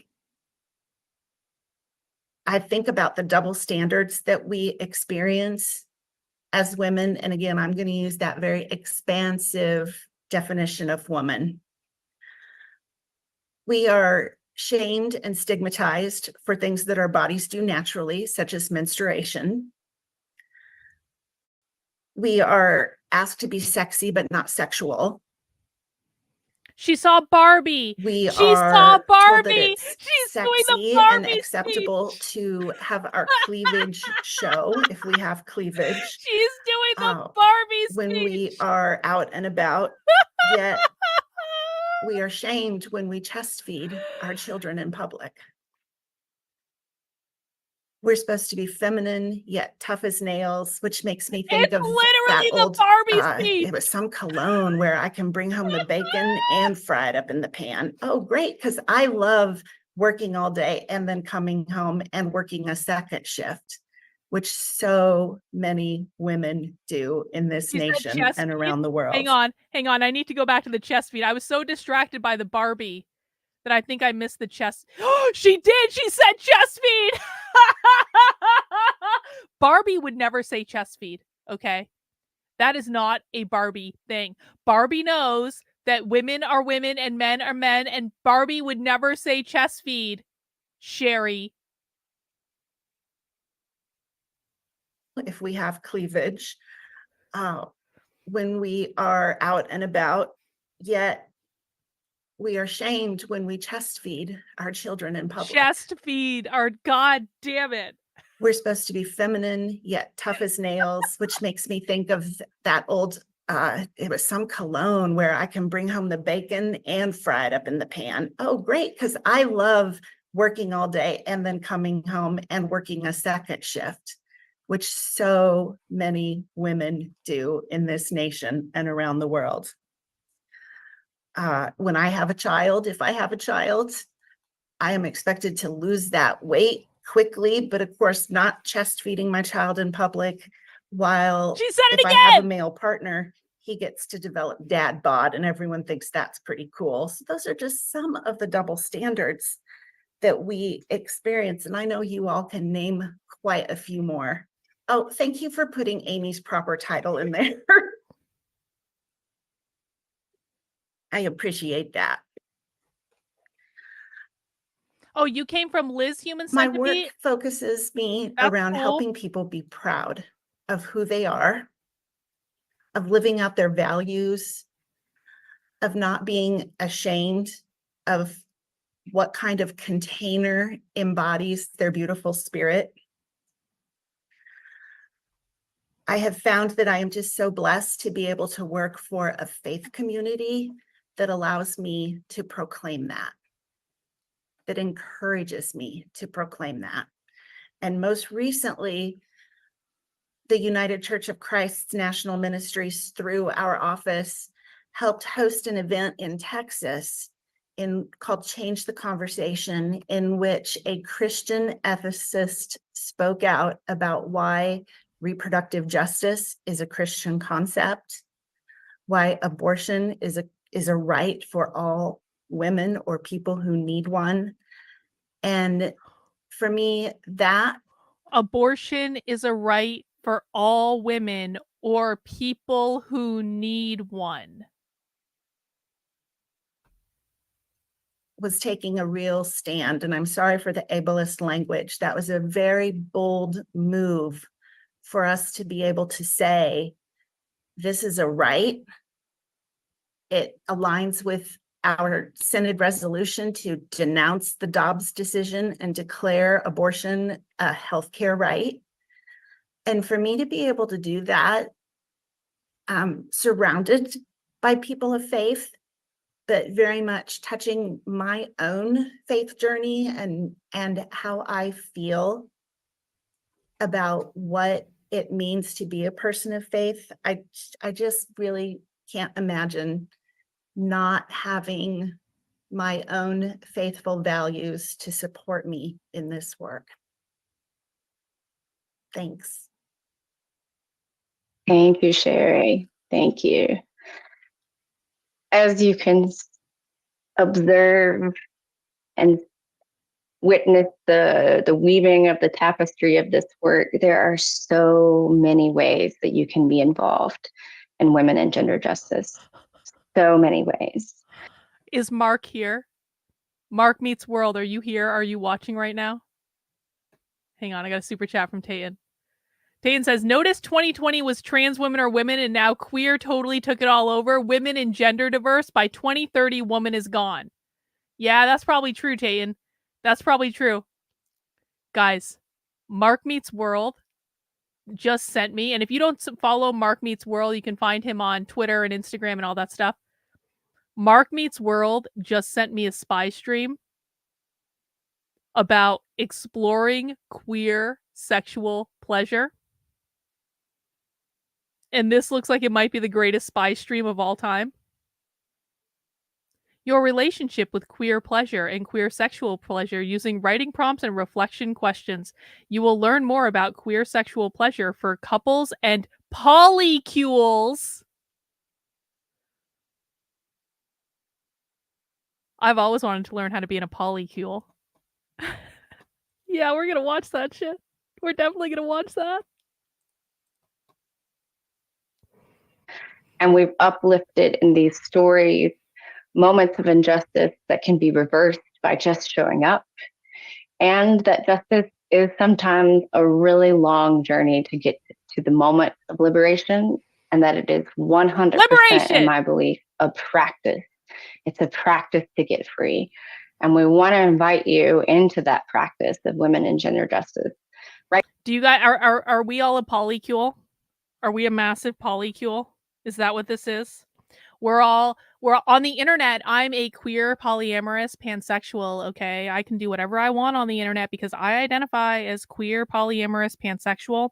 That's why I get to have so many internet boyfriends and girlfriends, and no one can tell me no, because on the internet, I am a queer, polyamorous, pansexual. The chat is a polycule. Right now, in this moment, wherever you are, there are lots of ways to get involved. I'm going to give an opportunity for these beautiful people, these wonderful human beings, to invite you in to widen the table together. They're going to give you tangible ways to show up in this moment. Some of those ways have been linked in the webinar chat. If you're viewing this post-webinar, they're coming to you from the UCC website, the YouTube channel, email. They're there. Visit the Women and Gender Justice page. Check out Global Ministries. Check out Mesa and what Reverend Tara is overseeing. We will make sure that we get you there. But I'm going to let them share an invitation in a way that you can take action. And then I'll share something from some colleagues, and we'll end our time together today. I'll call on you, Becca. Great, thank you. Yes, there are numerous things that you can do to get involved. I think the easiest one for a lot of folks is to just donate, right? We've got a lot of great partners around the world. Heidi asks, why is the they them more attractive than the she hers? Because they're trying to trick you, Heidi. Don't give in. Just don't let your inner lesbian be fooled. Don't get sucked into the they them cult, Heidi. I believe in you. They're trying to trick you. World and here in the United States who are doing a variety of this type of work kind of all across the spectrum. So you can go to our Global Ministries Women. Back up the Subaru, Heidi. Unpack the U-Haul. You don't need to go over there right now. Don't do it. Women's Empowerment Projects page. Either pick one or donate to that general Women's Empowerment Projects pot. You know, any amount is lovely and amazing and welcomed. You can also go right to ucc.org and donate that way. And so the second piece I would encourage y'all to do is to do some more education. So part of that is attending the UN Commission on the Status of Women, which is starting on Monday. It is a hybrid event. So I will be in New York in person, and Sherry's going to be with me in New York. There's going to be a couple other colleagues who will be there in person. Wait. The UN what? The UN Commission on the Status of Women? What the fuck is that? Monday. It is a hybrid event. So I will be in New York in person, and Sherry's going to be with me in New York. There's going to be a couple other colleagues who will be there in person. But all of the main UN events will be live streamed to their UN Web TV page. So you can watch all of the official deliberations. We should probably watch that. But there are also a lot of workshops and events that are put on by the nonprofit NGO community attached to the UN, like the United Church of Christ. And so you can join in those hybrid virtual events through the NGO CSW portal. So that's ngocsw.org. So They're it's the literally ones coordinating all of. So this is literally what she's describing is literally happening right now. It started yesterday. It's going to March 22nd. This is literally happening right now. All right, another fresh hell to check in on. Thanks a lot, United Church of Christ. Thank you to Bot for finding that so quickly. Those, what is called at the UN civil society events. And so I'm going to invite you specifically next Friday, the 15th. me and Sherry and our UN colleague Donna are working with the World Council of Churches to host a virtual parallel event at CSW all about period poverty and about people on the move specifically. So you'll hear from folks from every single region, their personal stories, what they're doing in their communities. You'll hear from one of our Italian partners as to how they help refugees and migrants who are crossing the Mediterranean, in particular the women who need access to sanitary products and to you know be themselves and live in their bodies. So that is Friday the 15th at 10:30 in the morning. I can't go to and that. if you I'm doing sign up for something. the NGOCSW forum, the link I'm gonna for the be Zoom will be. I'm gonna be on a plane with a glass of champagne in my hand, flying to an undisclosed location at that point. Sorry, I can't buy stream that or nothing. All in there, and you can see all of the other events that are happening. There are lots of our ecumenical partners, global partners, other faith-based organizations, as well as non-faith-based organizations who are talking about the wide spectrum of global poverty and its impact on women and girls. So you can really learn a lot of. Yes, Sin. Yes. I am taking a weekend vacation where I will definitely not be going undercover somewhere in a disguise. I will be on a vacation. I will be at a beach with a drink and a cocktail, and I will be doing nothing of note, and definitely not wearing a recording device or a hidden camera. That would never happen, ever. I would never do that. Things, and it's free to sign up. I want to say that it's free. If someone tries to charge you for something, don't pay it. I think that's it for me. Thank you, Rachel. You're welcome. Thank you so much, Becca. I can't highly encourage you enough to take up the ability to be able to view and be a part of CSW from the link that's in the chat and the links that will be accessible with this webinar post. And we're excited for you all to be in that space next Friday and host that conversation. Tara, I'm going to ask you to share some ways that folks can get involved with your work. Yeah, well, I focused on the Antoinette Brown event and the Antoinette Brown Society, and there's a webpage on the UCC webpage about the Antoinette Brown Society, and certainly donating there. But I want to back up just a minute and say, my work is support and accountability in the denomination. And so that means that I am deeply involved in the ways that we lift up clergy women and clergy of all sorts and those preparing for ministry, also, and help with that oversight that happens when harm is done. And so where I wanted to start what you can do is by just I know they're having a World Communism Conference. Don't think I'm not already signed up for that. Of course I'm signed up for that, Human Centipede. Please. I got you. Don't worry about it. We're gonna go to the World Communism thing. Taking a moment to invite you to watch and listen, to believe the stories of women, to support where you can and how you can when harm has been done, to stand up for justice for women, for clergy women, for all women, for those who have been harmed by the church in particular. And then to do your own work around racism and sexism and the intersections of all of these isms that we have lived into. It's part of the air that we breathe in some ways. So to do your own interrogation about how do you show up in spaces? How do you decenter the places where you have privilege and help to lift up others' voices in relationship, in the meetings that you go to, in the works that you do in your families? How do you lift up the voices that may not have been heard before? And then certainly, how do you show up? How do you put yourself in those places where change can happen? In the churches that you're a part of, in the societies where you live, places, communities where you live, in our world. Becca has beautiful invitations to being a part of the United Nations work, which is incredible. I would invite you also to support clergy women through the Antoinette Brown Society. We do recognize incredible clergy women. Our honorees this year are fantastic. Reverend Dr. Rebecca Vogel and Reverend Dr. Lisa Goods. They are doing incredible work. So if you know them, reach out to them.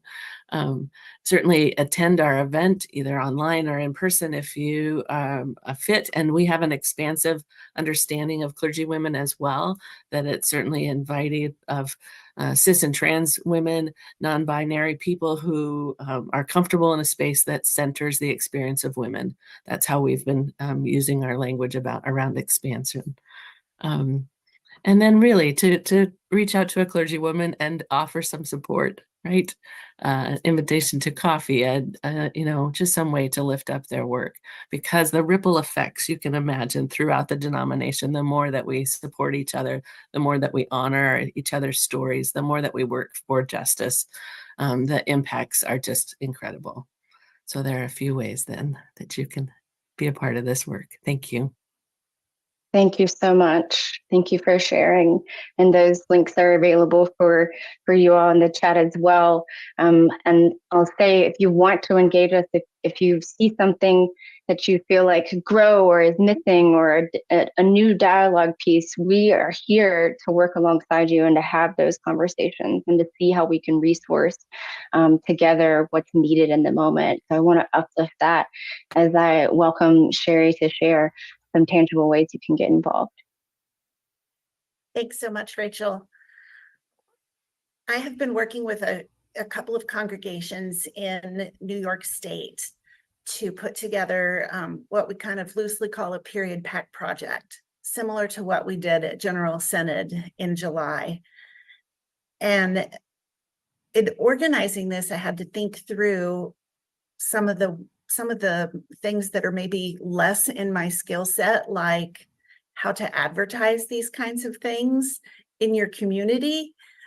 And as it came to be, we decided that they should announce this around Valentine's Day, because Valentine's Day is so associated with love and the color red, and that made sense to promote things around menstruation when red was a common color to be used, and to give it a good couple of months to work on educating folks about the need, as well as gathering the materials together, and to wrap it up on Easter.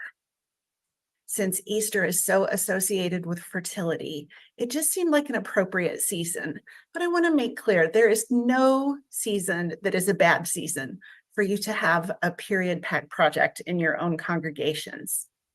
I just looked up one no, great I don't hour think of I will, sharing is Tayton. going to be celebrated No, by thank you, many though. congregations this following Sunday. And in case you're watching this later, that would be on March 10th, 2024. One great hour of sharing. And one of the things that One Great Hour of Sharing supports financially is $250 matching grants for Church World Service menstrual hygiene kit or period pact gatherings. So you can access that through my colleague Craig Hoffman, who happened to email me right before the webinar started to share with me some really fantastic news. The New Hampshire conference just had its annual conference, and they decided to address period poverty and have I'm not opposed to that, a actually. packing party or gathering with a goal of putting together 600 menstrual hygiene kits, and they actually created 700. They beat their goal by 100 more kits, which is just absolutely phenomenal and so exciting. And I know these congregations I'm working with in New York are going to do something similar. I am absolutely thrilled when I walk into a space where there's lines of tampons and pads and laundry sheets so that people can wash things as needed, sanitizer for hands. And I see people of the beautiful breadth of diversity of God's world working together to put those packs together. So you can put together a period party for your community. The toolkit for menstrual hygiene that we're creating will be available very, very soon on the website. And I highly encourage you to apply for those grants. I can get you the link, which I probably didn't actually share with our tech support to be able to plop into the chat. Maybe they'll find it here in a moment.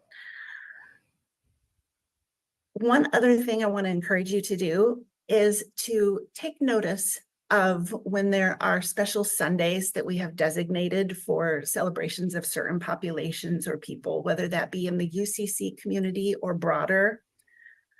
This is actually United Church of Christ Women's Week. And we have been lifting up the work and needs of women at so many different levels.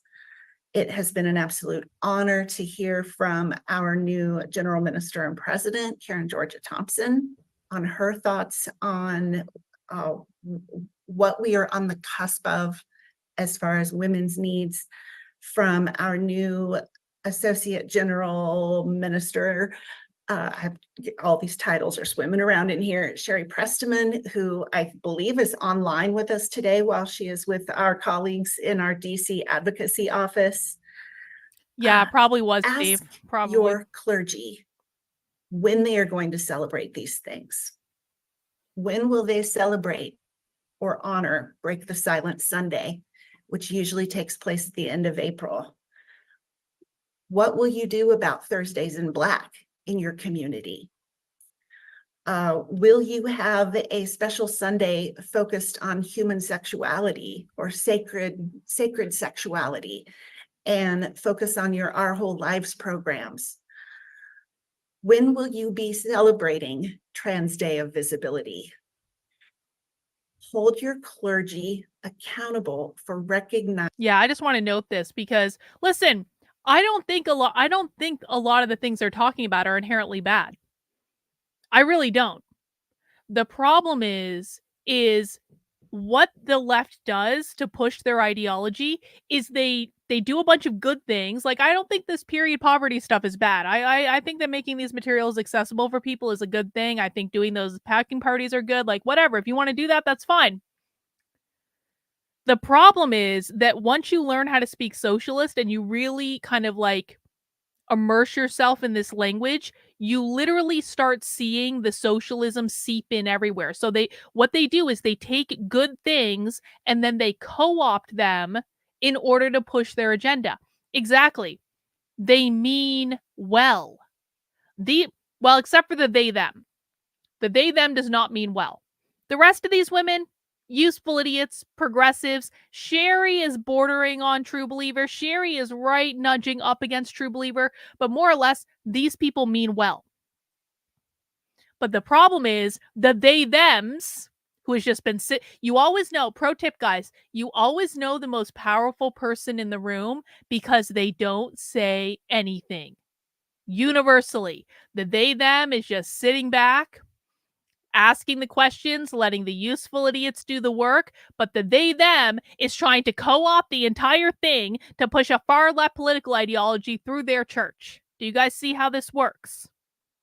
How the left gains power is by getting themselves into positions of institutional power within organizations, and then they use those positions to co-opt the organization. So organizations and movements that were previously good, that were previously about equality, that were actually legitimately about uplifting people, all of a sudden get co-opted by the queer bullshit because the they-them inserts themselves in it and then just sits there and says nothing the entire time because they're doing all the politicking behind the scenes. And that's how they gain power. And that's how they take things over. And that's how they bring in more people of their ideology. It's how they convert true believers out of the useful idiots. That's why they're winning. Tayton says, honest question, I am not religious at all, but it's kind of gross to see the left and the right politicize religion has been a thing since its birth. Yeah, I agree, Tayton. I agree with that. Absolutely. All right, guys, we got about 5 minutes left of this video, so we are going to wrap it up. I do just want to remind people to make sure you are subscribed on whatever platform you're watching on.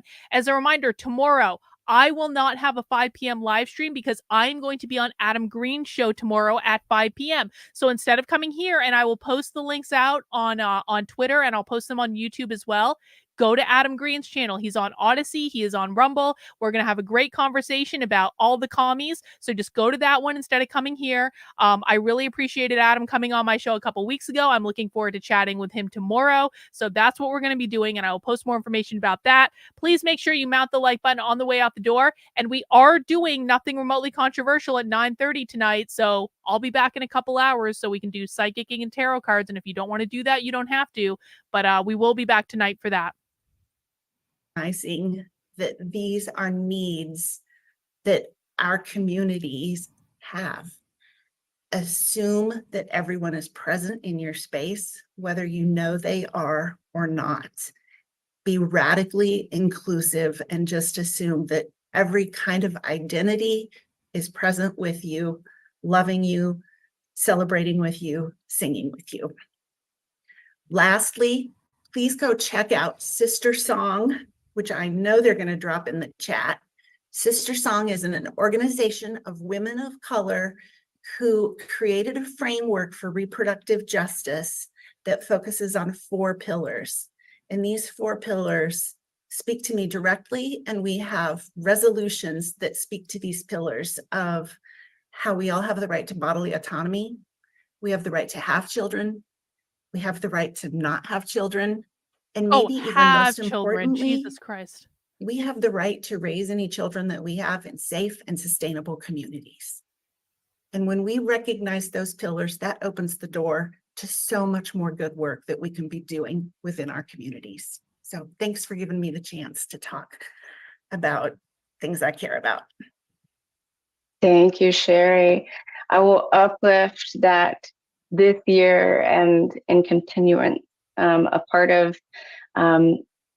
widening the offering with period packs is to give us a period pack Sunday. And that this is the first time announcing it. It will be May 26th. So you will see a kickoff webinar happen at the beginning of We've heard about Sister Song in a couple of the reproductive justice presentations before for people asking in the chat. May to take you through the toolkit that will show you and kind of teach you why this matters, why we think it matters, how to engage it, how to prep for that period pack Sunday. And we're just hopeful that we get flooded with photos and evidence and stories of the church participating in this initiative. I want to uplift our wonderful colleague. All right, they're basically done. I don't feel like listening to the closing thoughts. So that's going to wrap it up for today, guys. Thank you for hanging out with me. I really do appreciate it. Again, please make sure you mount that like button on the way out the door. Make sure you're subscribed on whatever platform you're watching on, and make sure you are subscribed to my Substack, which is Carlyn, KARLYN.substack.com. If you want to support the work I'm doing and keep me in business, because the only reason I'm able to do streams like this 6 days a week is because you guys fund my ability to do that. I really do appreciate it. You can head over to my Substack, which is $8 a month or $80 a year. You do get a variety of perks when you sign up, to include access to my supporter Discord, to include 2 Zoom calls every single week, and stuff like that. So you can find your list of perks in the Unwoke Roundup newsletter that I sent out on Sunday. There's going to be some more things coming out this week. And of course, there will be a super secret, definitely not undercover journalism project happening this weekend that you might want to get access to. And I promise you, it's going to be taxpayer funded goodness. It's going to be great. And so make sure you subscribe to my Substack and get the updates for that. And thank you guys for allowing me to do what I do. I will be back at 9:30 tonight with Joshua, and tomorrow we'll do Adam Green's show. And then on Thursday, we'll be back at it again, doing this stuff again. All right, guys, take care. Have a good one. We'll see you soon. Bye.